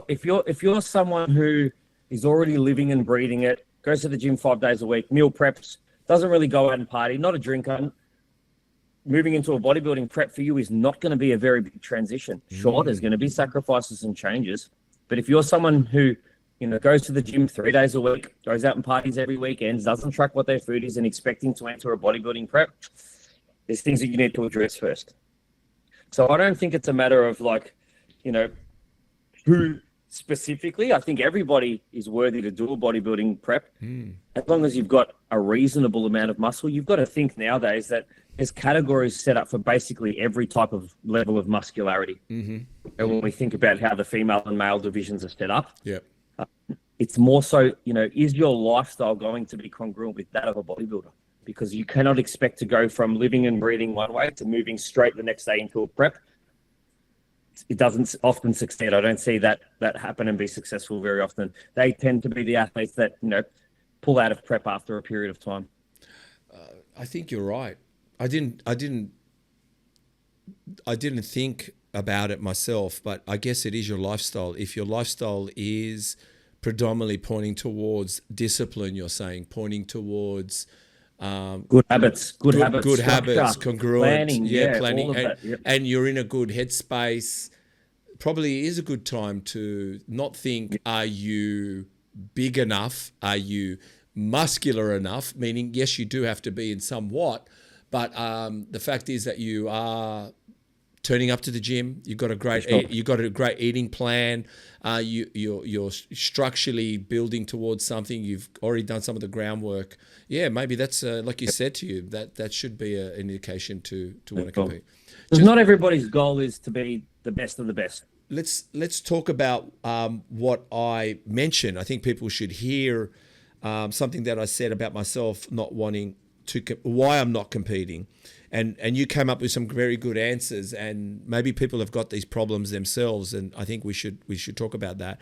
One, I really believe, and I know this is going to sound egotistical, I really believe I have an amazing physique. And I know because I know I had an amazing physique at the age of 21, and I was ripped with obliques, teardrops. I wasn't big, I was natural. I've always been natural anyway. I'm a natural athlete.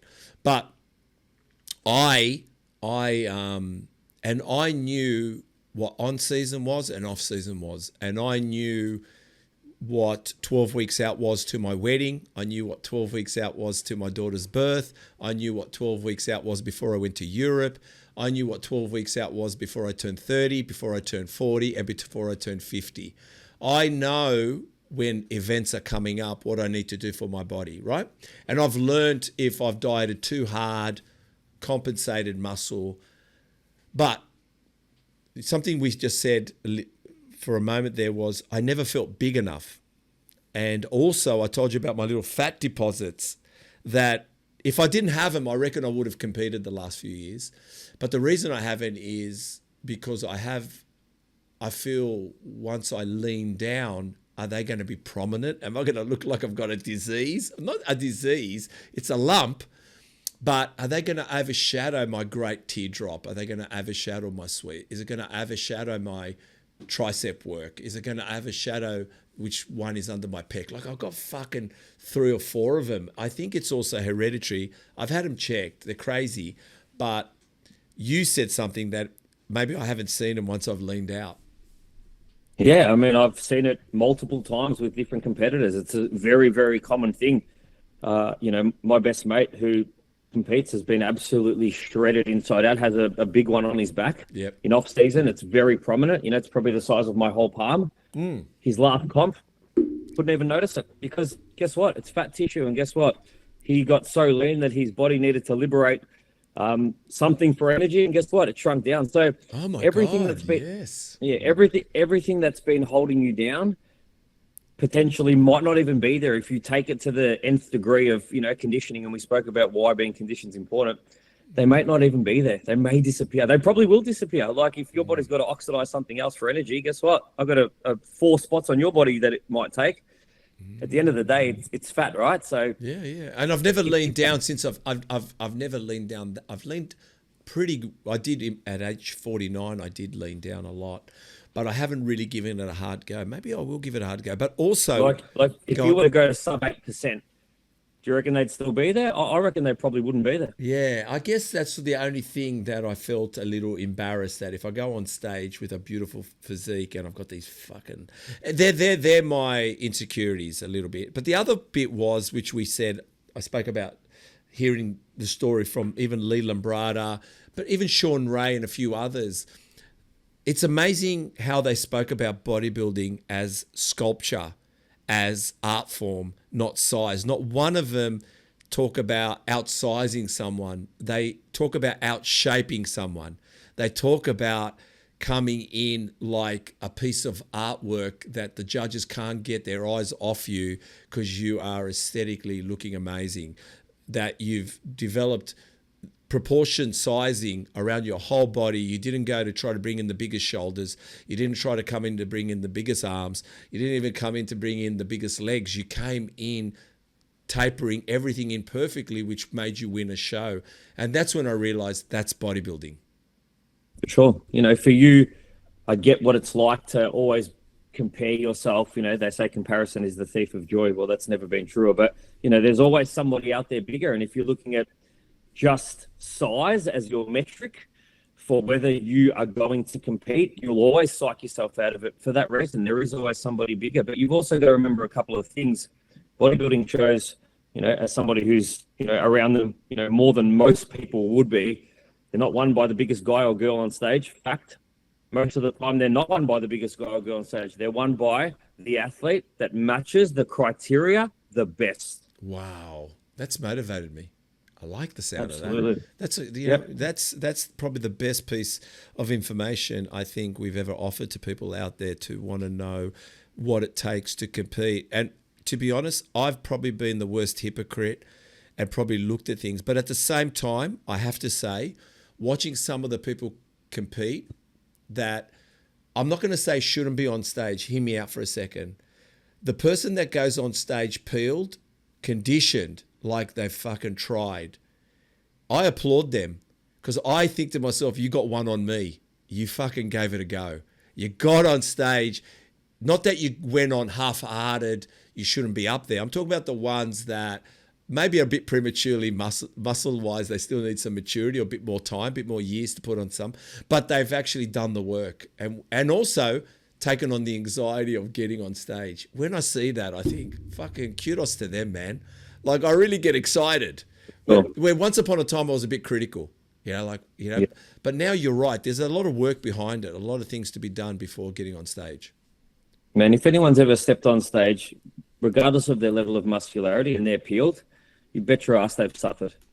So if they're willing to go through that journey and, go through all the things I mentioned earlier in this podcast that come as a trade-off for going through a prolonged dieting phase, you deserve to stand on stage.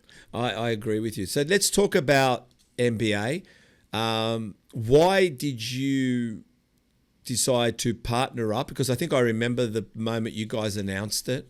Especially, it was run by one guy alone, wasn't it? Wasn't it Stu? Stu was running it. Correct me if I'm wrong, because I remember sitting and listening to the podcast. And then all of a sudden, the three amigos came along, and you created it for. What was the entice for you to choose a federation when you don't have to choose a federation because you guys got athletes going to every federation? What made you decide, let's do this? What was it about the NBA? I mean, we'd been around long enough to kind of see all the things that we liked and didn't like from all the other federations. And at that point in time, we decided that we wanted to, have input as to how natural bodybuilding progressed forward within our country. And the only way that we were going to be able to do that was to be able to head up a federation, not be a promoter. I'd been a promoter previously with other federations, was to be in charge of a federation and allowed the autonomy to actually make changes that we think were going to level up the game. And that's what we did. And when we spoke to Stuart, we told him about our vision and our thoughts, and his vision and thoughts were in the same place. It just made perfect sense that the four of us would team up. And with where the federation was at, and the goals that we had to get it to a certain size and to get it to show that we're going to be the biggest in the country, it was going to take four people to be able to do that, because of the workload, the amount of time and effort we're currently putting into this federation is like a full-time job. If anyone's been on our social media, I jumped on the NBA page. We're putting out announcements and information almost daily. We've brought in state-of-the-art drug testing. We've got all of our category criteria explained by the head judge on a video on our Instagram page.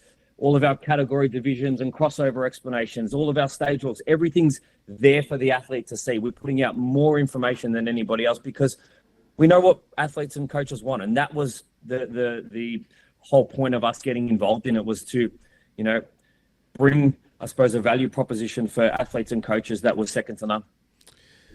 So then tell me, why did you have to bring in an FBI agent? Steve Van Apperen. Steve Van Apperen, yeah. Steve Van Apperen, mate. Tell us about Steve Van Apperen and the verifier. But because basically, are you trying to find serial killers and sex offenders in the NBA? We're not, but we're not. But we don't want them in. We don't want them in the federation. But for anyone who doesn't know, Steve Van Apperen is actually the host of the crime series on, I think it's Channel 7. Sorry if I'm wrong, Steve. Yes, called The Hunted, right? Where basically they bring up old serial killer cases, big high-profile cases from the 80s, 90s, 2000s that were solved or not solved, and reopen leads and investigations. So he's the co-host of that big crime series on TV, which is coming back for season number 2. So I think it's The Hunted. You guys can look it up. It's a great show. But basically, Steve's background in FBI, and I suppose, what makes somebody tick, led him to work with not just the FBI and LAPD, but also the Secret Service. And then, of course, here with the Federal Police in Australia around lie detection and basically, being able to get criminals to spill the truth in cases related to, at that point in time, sex offences and child sex offences. So he partnered up and created this system with Converus, which is basically, everybody knows about a polygraph.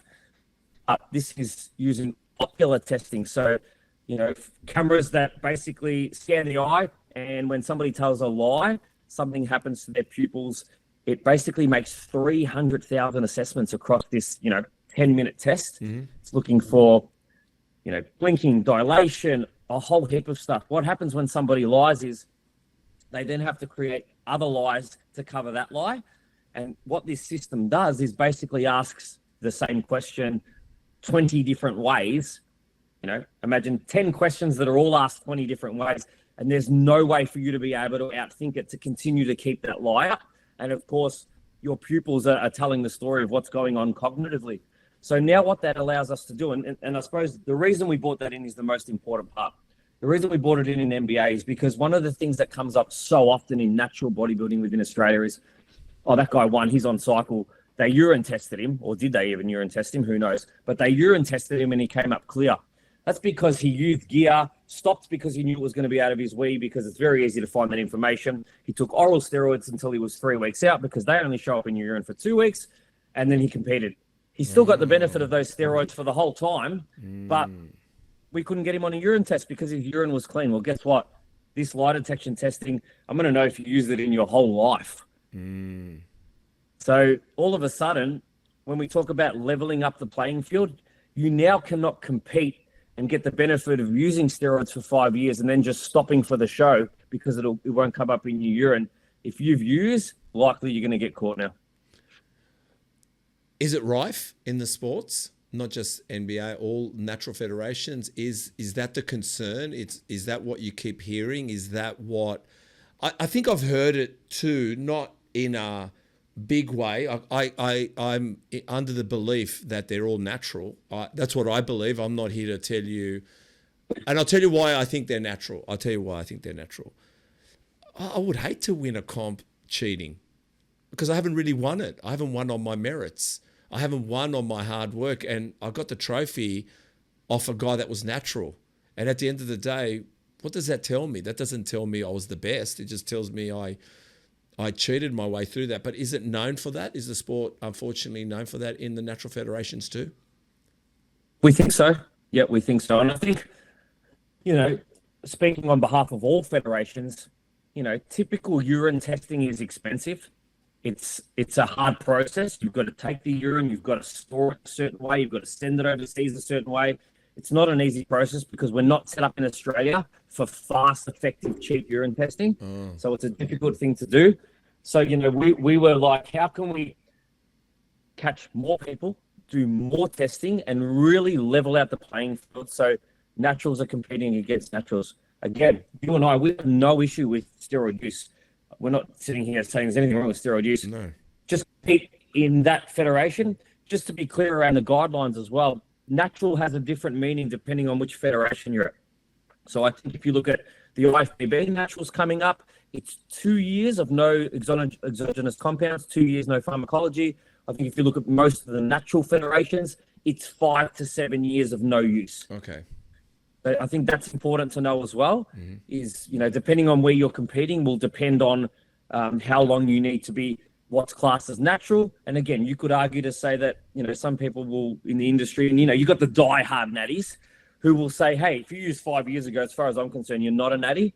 And then you'll have the die-hard natties who say, hey, you can do IFBB and only have used 2 years ago, you're not really a natty. But again, every federation comes up with their own rules for what they want to be. You just need to fit the rules for that federation. For us, at the moment, it's a 5-year usage period. That'll extend very, very soon.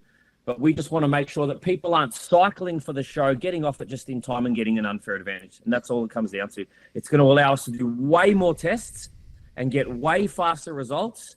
And again, all that does, as far as we're concerned, is, respect the natural athletes that have turned pro and allow for a much more fairer contest. This episode is sponsored by Vision Attire, premium Australian active wear for men and women, including comp day wear for all male divisions. Their men's physique shorts are tailored for the stage with quick dry fabric and a cut that brings out your taper. Visit visionattire.com.au and use code MUSCLETALKS for 20% off. Portion 100% natural, single ingredient Aussie dog food. No fillers, no nasties, just real high protein treats like kangaroo jerky and goat trotters. Go to portion.com.au, use MuscleTalks25 for 25% off your first order and MuscleTalks10 for 10% off all orders after that. Primabolics, Australia's most trusted supplement backed by full clinical doses. Whether it's protein, pre-workouts or health support, they've got you covered. Visit primabolics.com.au and use MuscleTalks15 for 15% off all your orders. So my question was, when it comes to being a natty, which is, I took my first cycle at 49. No coach, no federation, no nothing. Thinking I may compete at the end of 2019, may compete, but I didn't.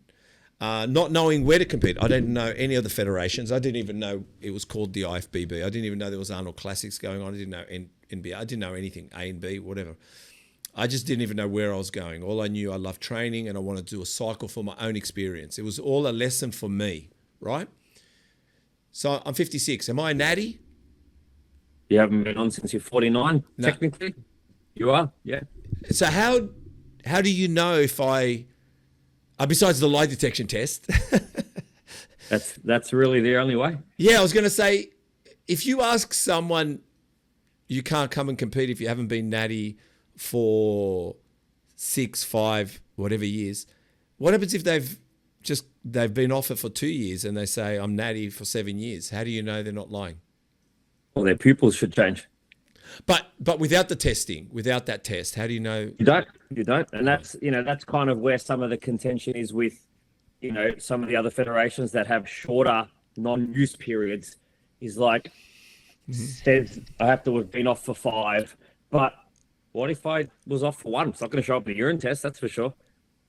I just got to take your word for it, unless you lie detector test me. That's the only way. And why the numbers 2, 4, 7? Why that length of time? I think if you think about how long somebody can continually hold the benefit of long-term use. So as an example, if I took it for 10 years and got off for 2, do you think I'd still have some of that muscularity benefit from the 10 years that I took it? Yeah, of course. So that's basically where it is. So, everyone has settled on that after being off for between 5 and 7 years, your ability to hold that level of tissue is now gone. Right. Okay. For me, like I said, I mean, whoever's listening, for me, good confession time. I mean, that's the only cycle I took, and I did it all in 1 year, in 6 months. I've never taken cycle before. I did a 10 week. I did a 10 week at a certain time. And then I took a rest period for 12 weeks or 10 weeks, whatever it was. And then I did a second cycle. And that was it. Not years before, just 1 year, just inside that time frame, inside 12 months, I wanted to find out what it was about and see the changes. And did you see the changes? Yeah, I did. I went to 90, and it makes sense. I know people are going to say it's impossible, but I went probably from 86 kilos or 84 kilos. Remember, the whole year out, and I had built up myself before I did it. I probably was close to 90 kilos ripped. And what was significant for me was not, besides the muscularity, what it taught me, the biggest lesson I've learned was, and again, no lie detector test. Would I do a cycle again? Maybe. I'm going to be honest with you. Maybe. Right now, no. But maybe at 59, maybe before I turn 60, just to play around. Again, not to compete, not for anybody but myself. But what I found was this. I don't need steroids. And I'll tell you why, firstly. I realized they're nothing if I ain't eating right. They're nothing if I'm not training right. They're nothing if I'm not resting right. Actually, they're nothing if my lifestyle's not right. All they did was make me stronger. They did. My final sets became my warm-up sets because my recovery was quicker. There was a recovery that was quicker. And it was like taking a placebo. I just got a different attitude. That's all it did. It just created attitude.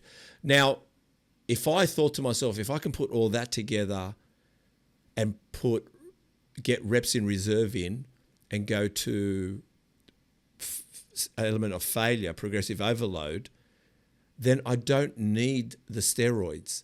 I've wasted my money. I wasted my time to think steroids was going to give me something when I hadn't done progressive overload, reps in reserve, food, turning up to the gym, rest, lifestyle. It's actually, I wasted my money. And that's what I realized. So when I was off it, when I finished the cycle, and I saw strip it away. Once I wasn't at the gym again, once I wasn't eating right again, once I wasn't living the lifestyle again, it took it away. But it wasn't because the steroids kept it there.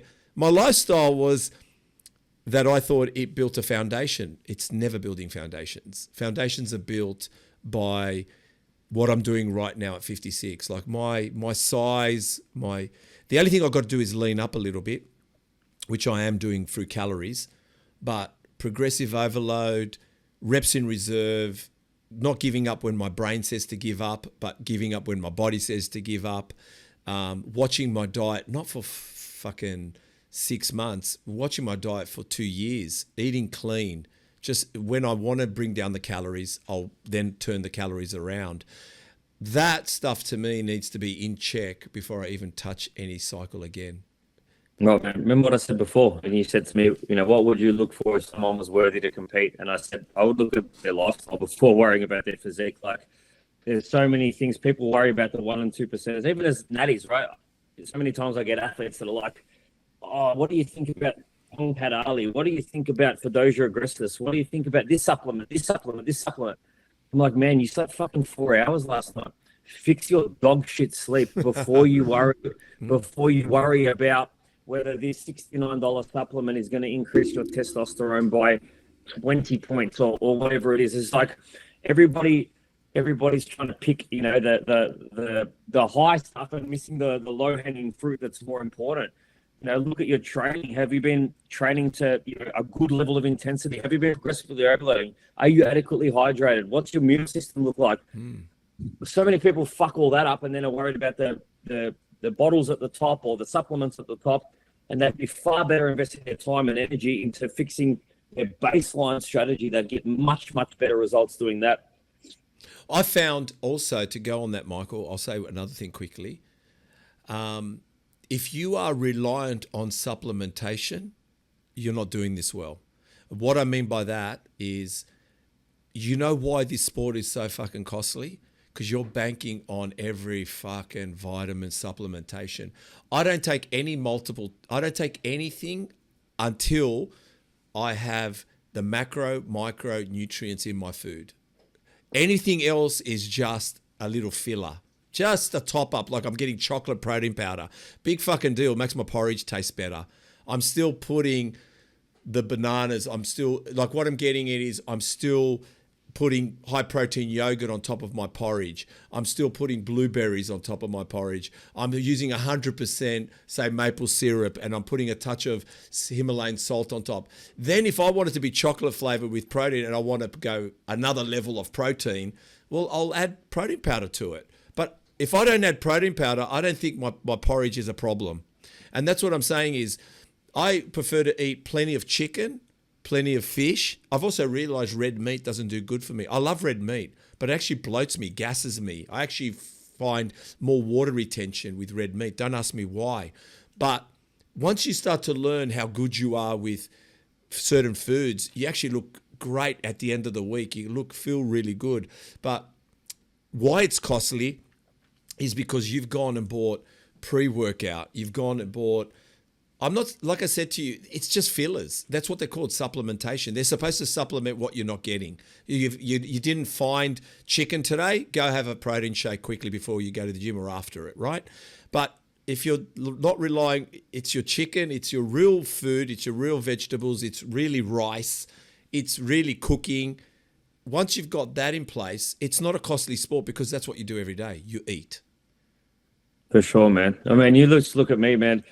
I'm going to base everything that I like. You look at the people that I've sort of been around the whole way through. I'm talking about exercise scientists, clinical nutritionists, dietitians. Like, that's who's been in my business and that's who's been in my friendship circle. So for me, it's like, all right, where's the literature on it?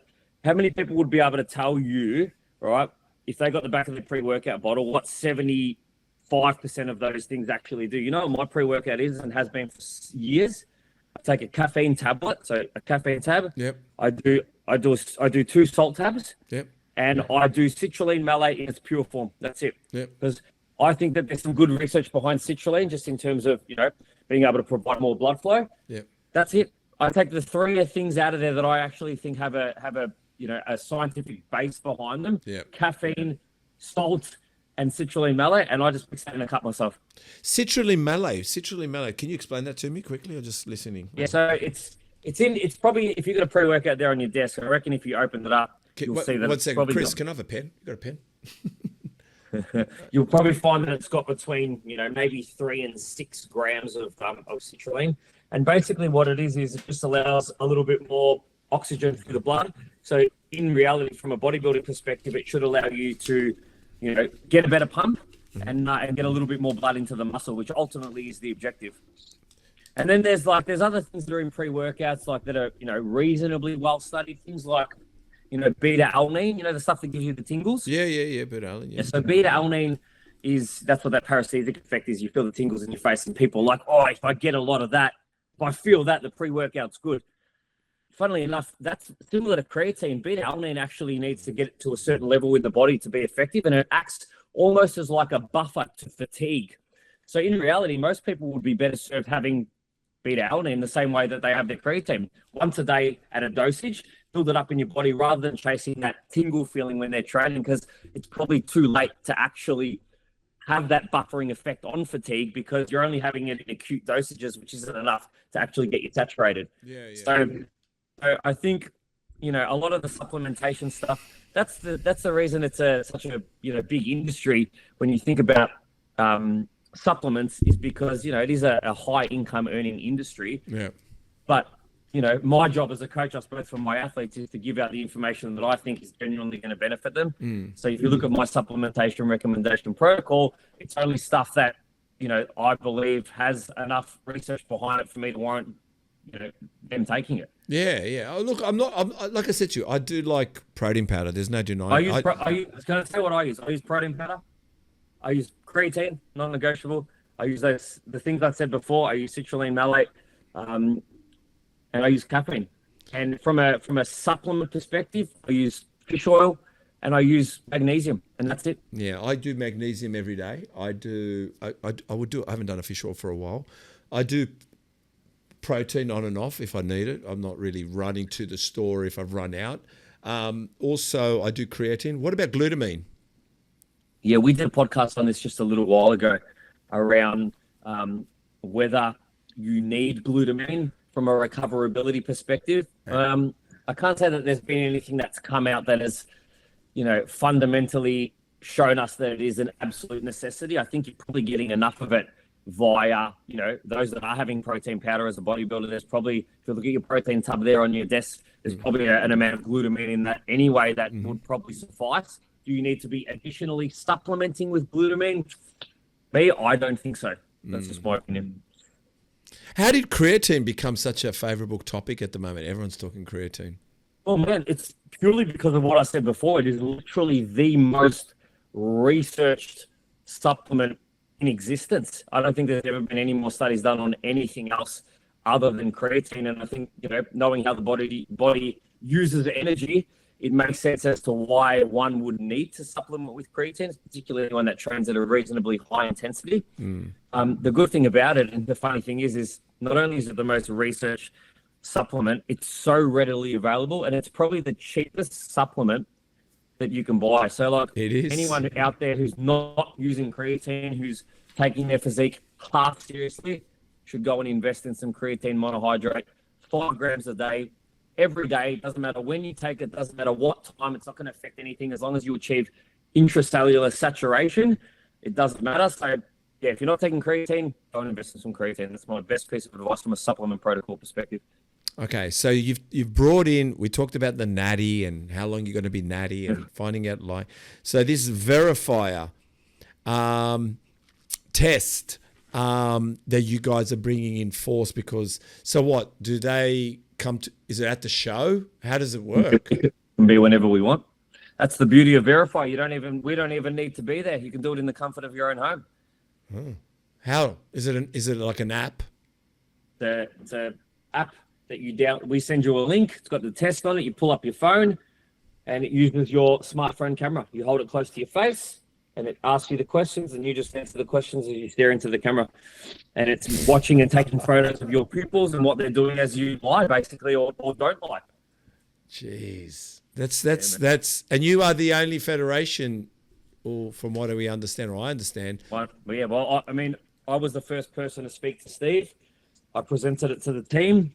Scott, who's my business partner, who's his background is in exercise science, and he's a very highly respected, I suppose, exercise scientist in our space.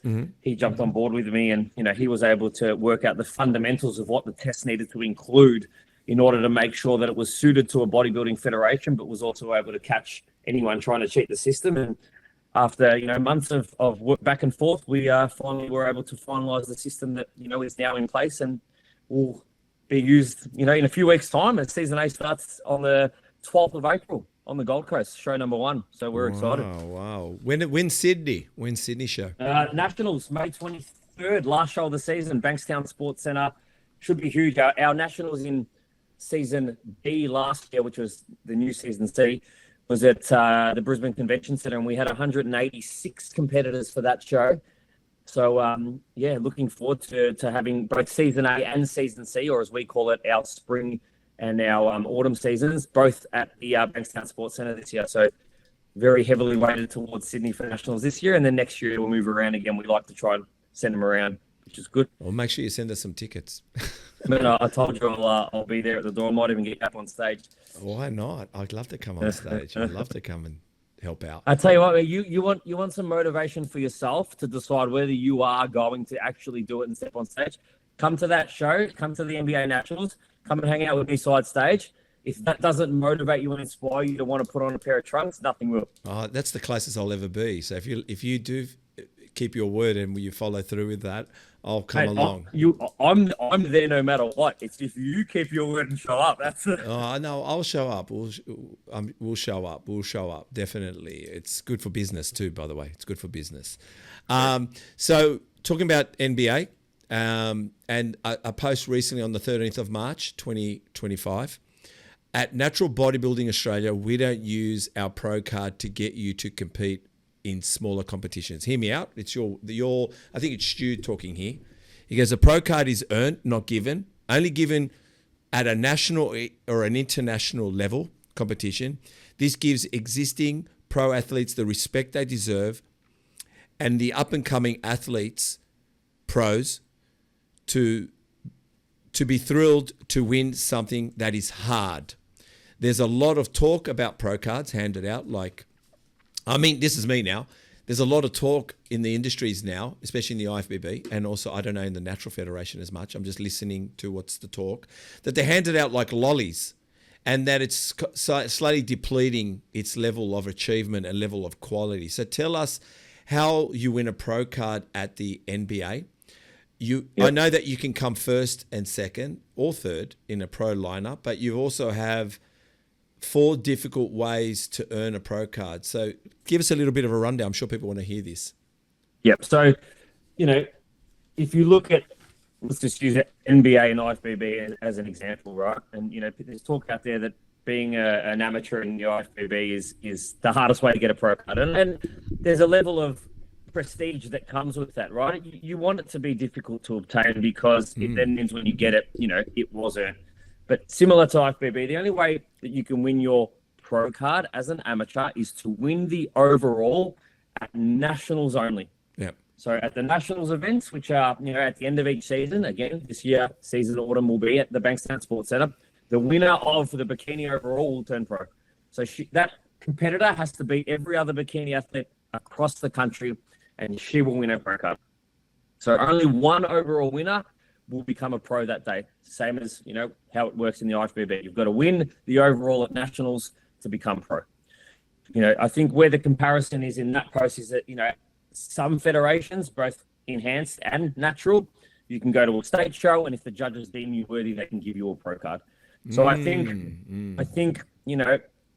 what we wanted to do and to uphold, certainly within NBA, is that, to win that pro card, you have to truly be the best of the best, and, be able to stand on a pro stage and almost be competitive immediately. So you cannot win it at a state show. You can only win it at nationals or at Worlds, which for us is at our Indonesia show in Bali. Mm-hmm. So you have to win the overall there. So there's only 2 places to win it. And again, you have to take the overall at a national and international show. So, wow, okay, I like the sound of that. So in reality, 1 for season A, 1 for season winter, 1 for season spring. There's only going to be 3 pro bikini girls for the year. Yeah, no, that's how it should be, and that's how we kind of know it. Explain to me international level. You guys own the international level in relation to Philippines and all that stuff? Yep. So currently we're just in China and Indonesia. So we've got a show in China, and then we've got a show in Bali, and we've just partnered with DFBA, which is the Drug-Free Bodybuilding Alliance, which is a new venture basically around, leveling up natural bodybuilding globally and providing a network of federations that pro athletes can go and compete at that meet a minimum standard of judging, integrity, like systems. Everything has to be similar to be able to join that alliance, and it gives our pros now a global stage to go and compete on. So yes, we are in Indonesia. Yes, we are in China. But, now with the DFBA, there's also the path to America. First show being in November in Boston, which is exciting. Wow, it is exciting, very exciting. Talk about, like I said, I mean, something that, again, on your page, the most cost-effective membership and registration in the industry, putting athletes first. Can you explain? I'm sure people would want to know and listening to the podcast, what is a membership? What is registration? Because I didn't know there was memberships. I mean, I did know kind of there's registration, but you guys are offering a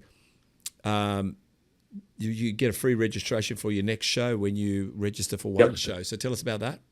Yeah, so basically what we wanted to do is, and me and the boys were always sitting down and thinking about how can we enhance the competition experience for an athlete.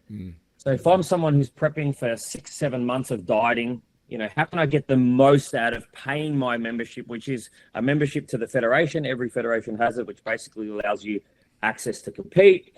It covers things like drug testing and basically, puts you in the realm of being able to register for shows. Yep. But a lot of people will just do that one season. So we change it to almost a seasonal pass, so you can compete for multiple seasons under a membership. Yep. And of course, if somebody does one state show, if they want to go and do a second state show to get the most out of their season, Yep. we cover the entry of their registration for that second state show, which is the $200 entry. We waive it. Is it for that season? Yep. Yeah. Okay. No, that's pretty good. I guess because I've heard many stories about people that have been on stage and they go, I can't wait to do it again. I want to do it now. So they're ready to. Yeah. And the idea is like, let's say you do the first show of the season. Let's say you live in Queensland and you're going to do our Gold Coast titles in 2 weeks. All right. You do well. You take the feedback on board from the judges, because one thing NBA has at the moment is a system where you can go online, submit your photos, and our judges will send you a video back on Loom giving you feedback about your show day presentation and your physique. Mm-hmm. Then you take that feedback on board and you decide to do the Melbourne show 2 weeks later. Free registration for that show. You fly down, you do that show. You're a little bit better. You get feedback from the judges again. And then you want to go and do the Adelaide one 2 weeks after that. You're better again. You take feedback into nationals, and all of a sudden you've done your 4th show for the season. You're now doing nationals, and you are a completely different competitor that stood on stage from week 1. And you've now done 4 shows. The judges have seen you 4 times, and you've been able to truly get the most out of your season. They're very enticing. I think it's a great system to be a part of. And I think, like I said, I have not heard one person tell me that they did one show and didn't want to go completely bang on into the second show. Can't wait to get back on stage. It seems like this stage is like this highlight. It's an amazing feeling. Tell us about men's fitness and tell us about the division and how they can now compete in men's physique and classic. But men's fitness, what's the difference between men's fitness and men's physique? Yep, purely weight. So basically what men's fitness and men's physique are very similar. We just like to consider it as one is kind of the lightweight and one is the heavyweight. Because of that, both divisions can cross-compete into classic physique, because if you've got a fitness guy who's a little bit shorter, makes the men's fitness weight cap, but does have legs and wants to show them off in a classic physique division, he can now jump across and do that. So it's basically just like lightweight and heavyweight physique is what fitness and physique is, and then the next step up is into classic physique. Have other federations got this fitness? Yep. So if we just look at the natural federations only. Yep. If I look at, say, ICN, ICN have fitness as well. Okay. We're the only ones that have a weight cap on it. Oh, you're the only one that has a weight cap. But I don't think there's fitness in any other categories. Like IFBB doesn't have a fitness. I know I don't want to act like naive. I just want to ask the questions. No, physique is the first entry point for males in the IFBB. Yeah. What we wanted to do is make it clear as to what a fitness competitor was and what a physique guy was by putting a weight cap on it. Okay. What's your favorite category? Male category. What's a category that's warm to your heart? Oh, geez, I love it. My favorite category might be a female category. Yeah. Which but one? My favorite, as a fitness and physique competitor myself, I do love those divisions. But watching a great classic physique competitor pose might be one of the greatest joys that you can have as a spectator of bodybuilding, whether you're natural or not, doesn't matter. But, you know, some of the greatest physiques doing a good classic physique routine is a beautiful thing to watch. It's artistry, right? You spoke about it before with Lee Labrada. Like, it's literally artistry in that presentation. And hence why the classic physique division has probably risen so quickly to popularity, is because of the grace and the aesthetic of it. Yep. But for me, you know, I do love female figure. I'm a big fan of female figure. Yeah. I love the level of muscularity. I got into the sport because I love the shredded look. I love taking the diet to a point of, you know, being absolutely inside out. And I'm talking about, you know, shredded so that you got a rib cage in your ass, like that type of shredded. So for me, female figure has the balance of muscularity whilst being completely shredded, but able to do the poses that I love. Yeah. And I think the way the females do the figure posing, the way their hands are, I think it's just a beautiful look. Yeah, no, it is a good look. What, obviously, you guys and most at the moment are really pushing for posing, eh? People getting their posing right, yeah? Yeah, I mean, we've seen, you know, over my years, you know, I've seen lots of incredible physiques not know how to display it really well. And, you know, it's like, why would you want to put years and years into building your physique, maybe a year into getting it lean through the cardio, the weight sessions, the suffering, the hunger, to then go on stage and not present it in the best way? Like, what waste? You know, I'll work with one of my staff, my head coach, Cole, gave me an analogy the other day on our podcast, and I thought, oh, that's a good one. We're going to use that. And he said, why would you want to do a 5-year degree in nutrition, and then as you go on stage to collect your certificate, trip over?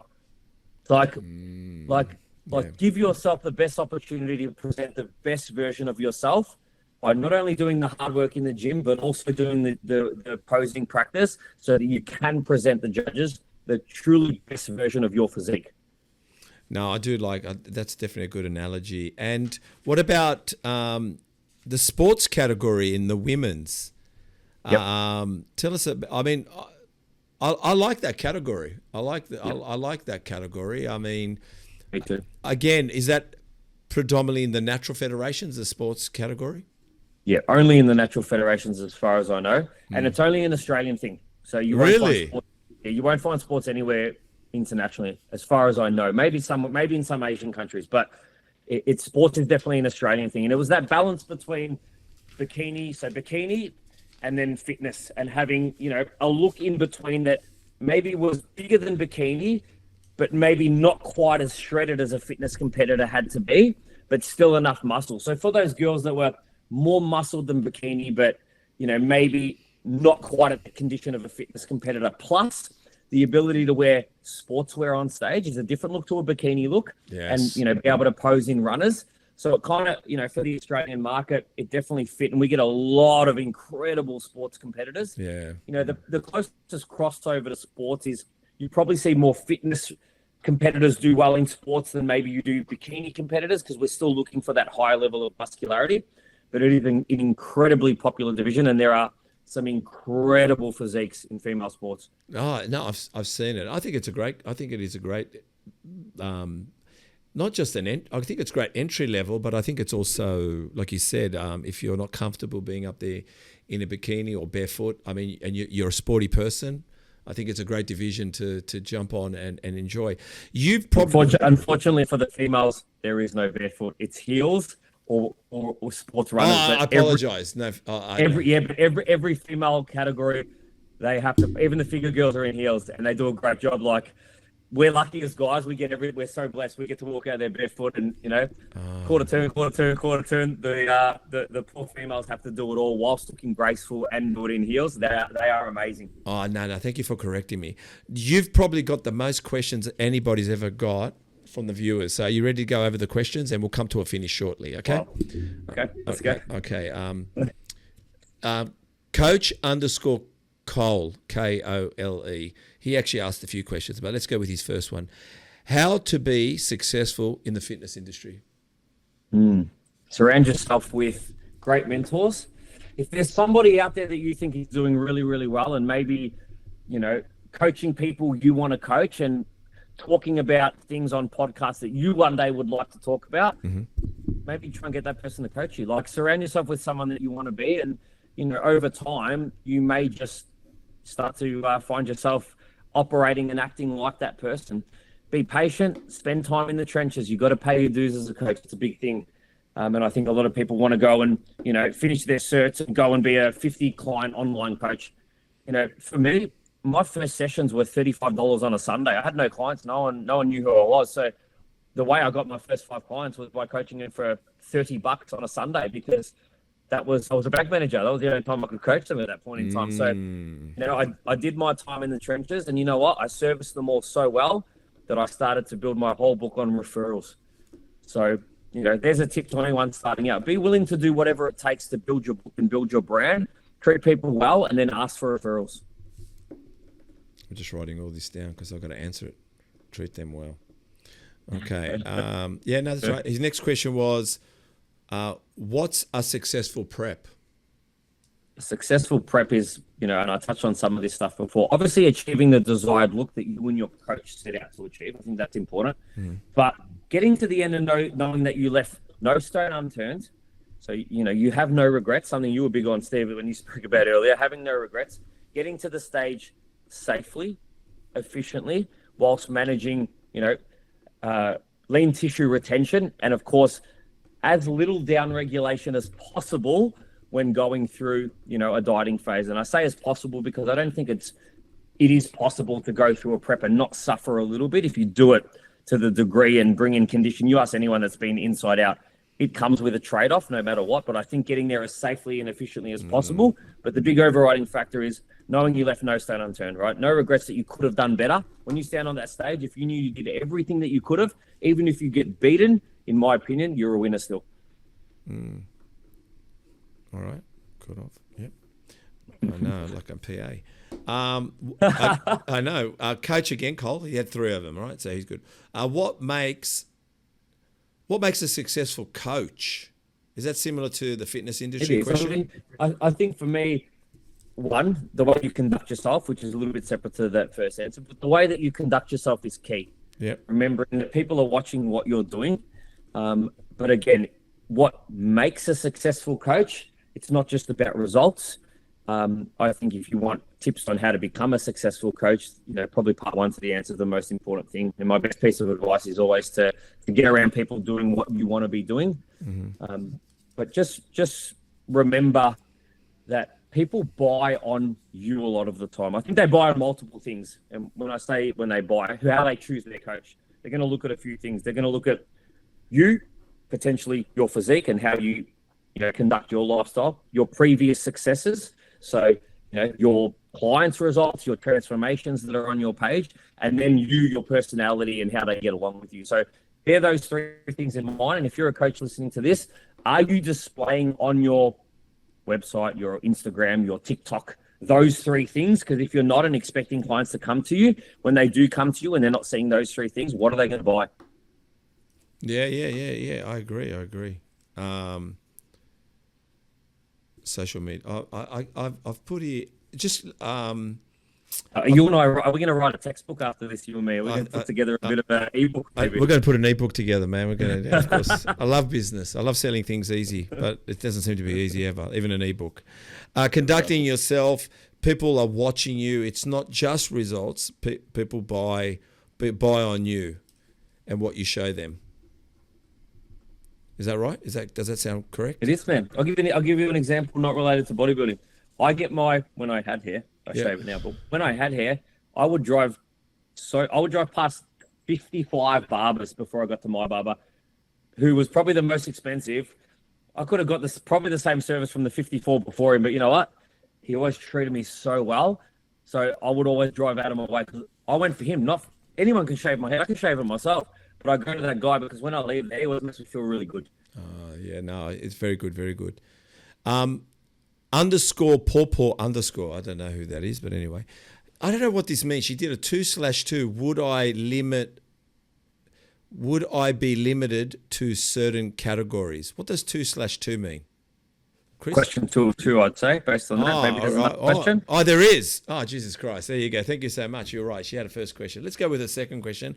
Would I be limited to certain categories? I don't know what's her limit. There's got to be more information. All right. Well, here we go. I'll go with the first question. Underscore. She goes, I have a 37 Mm-hmm. scoliosis. Does that make sense? Scoliosis, condition of the spine, curvature of the spine. 37 inch. Yes, yeah. I have a 37 inch, I'm assuming, scoliosis. Would this affect judging and placement if I competed? Would I be limited to SCR? Yeah, now it makes sense. Now it makes sense. Go. Yeah, so scoliosis, a lot of listeners will know, some may not. Scoliosis is a condition where the spine curves. Yep. And what that typically then creates is a little bit of potentially distortion or, some curvature of the back. Yep. So what she's saying is that going to affect my placing if I stand on stage? Well, the one thing that is certainly great for scoliosis is building muscle in your back. So I would highly recommend you to continue to do that. I've coached athletes with scoliosis to stage. Can it affect your placing? Maybe. Like if you're in a lineup, it's out of you and somebody else, and everything about both your physiques is exactly the same, except you've got scoliosis and they don't. Could it affect your placing? Maybe, but I think you would absolutely be worthy and able to stand on stage with scoliosis and still be competitive in a lineup if you ticked all of the boxes from a muscularity standpoint. Your conditioning was dynamite. So should it deter you from competing? No. Could it affect your placing? Sure. Again, context is always important. Depends who was on stage. But I certainly wouldn't be not doing a prep purely because I was worried about where the scoliosis would place me. I'll just add it also.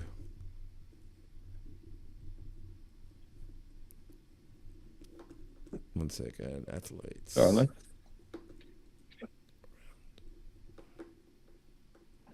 So what I said was, to answer that, great for building muscle to help scoliosis, but you can still stand on stage and win, but it also depends on the athletes around you on stage, which I think is in general for everything, really, isn't it? For sure. Well, I'm going to give you a really quick example. If you are the best muscled, you're the best conditioned, you're on with 5 other girls, and their physiques are, they're not in condition, they didn't diet as hard as you, and your only downside is you've got a little curvature to your spine. Do I think you can win? Fucking oath I do. So it just depends on what you have on stage, which is everything, everyway. Yep.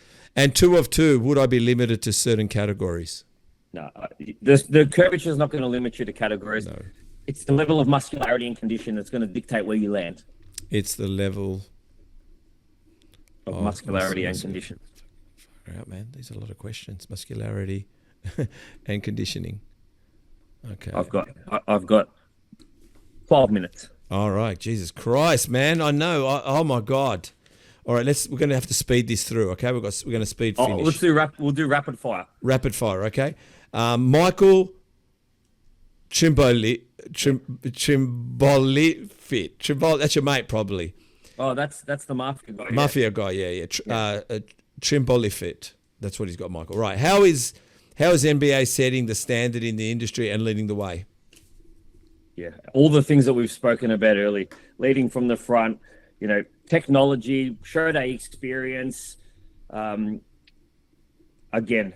the thing for us is like being on the front foot with making sure that the athletes in the game of natural bodybuilding get the best show day experience, regardless of where they place. They feel like they are part of a pretty special and elite community. Mm-hmm. And of course, from the federation standpoint, ensuring that, we're making decisions that are based on what is going to best suit the sport and the competitor, and then leading by actually, not talking about it, but implementing those changes. Far out, sport and athlete. All right, got it. Jesus. Maddie Papa _coach. How did you get started as a PT? I think we mentioned that, but yeah. Yeah, man. Started out of my gym on a Sunday for $35 PTs. $35 PT on Sundays. And then, as I said, start asking for referrals once you've shown them that you're a good operator. Right. And what made you a successful comp prep coach? What has made you? Same as before. Time in the trenches, man. Paying my dues, listening to people that were doing the right things, and continually upskilling myself, reading literature papers that were released, listening to a Brett Contreras when he puts out a new exercise and why it's beneficial, and these types of things. Like, never stop learning. Never stop learning. Got it. Stop learning. Okay. I hope I can read my writing. Any tips for an up-and-coming coach on how to achieve similar level of success? Again, best tip I'm going to give you one is just surround yourself with the people that are doing what you want to do. With those that are doing it. Yep, that's it. And Kristen_A_ Barling. What is your favorite bodybuilding category? I think I said that to you as well. Oh, no, there you go. Figure. Okay, got that. We've answered all the questions. We've done the membership. All right, we're going to go over the body quickly. You ready? Okay. All right, one sec. Let's go over the body. You're going to give us an exercise, sets and reps. All right, quickly, let's go over it. Traps. Oh, you want to know my exercise? I'm going to pick one. Just only one. It sets and reps. Let's speed through it. Traps. Base pulls 4x25. Okay. Delts. Side delt. Cable lateral raises 4x15 to 20. Okay. Rear delts. Rear delt machine sitting forward 3x20 to 25 reps. Okay. Front delts. Smith machine shoulder press, 2 sets of 8 and then a back off set of 15 plus. Okay. Back. Shoulder width lat pull down, 3 sets of 8 and then a back off set of 12 plus. Okay. Chest. Incline Smith press, 3 sets, 2 of 8, 1 of 15 plus, lighter back off set. Abs. Hanging leg raises, 3x25. Bicep. Straight bar cable curl, 4 sets, 12 to 15 reps. Tricep. Overhead extensions, either easy bar or dumbbell, 3 sets, 12 to 15. Forearms. Deadlifts. Deadlift. No, I don't program forearms specifically. That's okay. Yeah. Quads. Hack squat, belt squat, 3 sets of 6 to 8 reps. Hammies. Dumbbell RDL, 3 sets, 8 to 12 reps. Glutes. Glute drive machine, hip thrust machine, 4 sets, 3 of 8, and then a back off set of 15 plus. Calves. Smith machine calf raises, 3 sets, 15 to 25. Oh, I say this at the end all the time. Tibialis. Putting your shoes on and off 20 times a day. So true. So, all right. How about you promote yourself? Where can we find Michael? Tell us everything we need to know to find you guys, your federation. Go for it. Cool. So you can find me many places. Obviously, director and MC of Natural Bodybuilding Australia. So if you want to come to any of our shows, we've got 19 shows this year, calendars on our Instagram page. I will be on stage with a microphone all day. Come up and say hello. Otherwise, director of Optimum Nutrition and Training in Melbourne, specializing in one-on-one coaching, comp prep specifically, as well as the co-host of the Prep Coach podcast, where myself, Scott Morrell, and Michael Trimboli sit around every week and basically answer your questions around how to become the best bodybuilder possible, what it takes to prep, and all the ins and outs of being a successful athlete. I love it. I love it. Well, Michael, it's been an absolute pleasure. I know we've had some technical hiccups here and there, but it just shows true professionals can just make the show go on. Absolutely, man. I thoroughly enjoyed it, and I'll definitely want to catch up with you. Well, I'm down in Sydney a little bit over the next month while we get ready for the show. But show day, everyone who's listened to this, hold him accountable. He needs to be there on the show. We're going to bring him up on the side of the stage. We're going to let him feel it and experience it. And if he doesn't prep after that, he'll never prep. That's what we've decided. All I know is, what's the date, the Sydney show? I'll tell you right now. Nationals May 20. It's at the Bankstown Sports Centre. And let me just bring it up so I get it right, because I am announcing it now to a group of listeners. But here we go. 24th of May, Season A Nationals, Sydney, Bankstown Sports Centre. All right. I'm writing this down. 24th of May. Pop that in your book, mate. No, I'm then going to calculate 8 How many weeks out you are? I'm going to calculate 8 weeks out, whatever it is, and I'm calm and in condition. Yeah, Just mate, so I can stand next to you, so they say, "Oh fuck, he should have a podcast. He's got some Well, muscle." man, you know what? You're probably 8 weeks out now, mate. So I'll don't worry, I'll do it. I've already been prepping. Don't worry, I've been prepping all my life. good, man. All right, mate. I wanted to say thank you. Pleasure, brother. Great to talk to you, man. I thoroughly enjoyed it. And as I said to you at the start, man, you know, credit to you for everything you've given back to the industry, bringing people, you know, great conversations and access to people they normally wouldn't get to. And it's just, you know, done from your love of the game. And not a lot of people do that. You told me that 1% stat, and you're obviously a big part of that 1% stat. So just keep doing it, man, because it definitely makes a big difference. And any time we have an opportunity to give back to the industry and give back, you know, good information, I think we should all take it. And you've been doing that for a while now. So well done, brother. Yeah, thank you so much. I'll just add to that. I see this as the Tonight Show, and I'm Jimmy Fallon. This is all. And the thing is, to be honest, I don't know you, Michael, and to be honest, I don't know anyone. And I think what I'm doing here is I have created the Tonight Show, and I'll finish off with this. Even though I've recently had Lee Priest on, Brett Contreras on, I told you Sean Ray's going to be on, and we've probably already been on till we get you on here. But what I want to say is, this show can't be built just on them alone. It's actually built on you guys. So for me, I'm still searching for any person that loves this sport as much as I do, that has skin in the game, that has pain in the game, that has reasons to be in this game. They're always going to be welcome on this podcast. That's why I feel like we've got longevity here, because it's going to be built on the stories of bodybuilding. It's not about chicken and rice. It's about, why are we here? Why do we love it? Why do we go to this place every night? And why is it part of our day, similar to showers and brushing teeth? And that's why this. I'm excited about where we're going to take Muscle Talks podcast. So thanks, brother.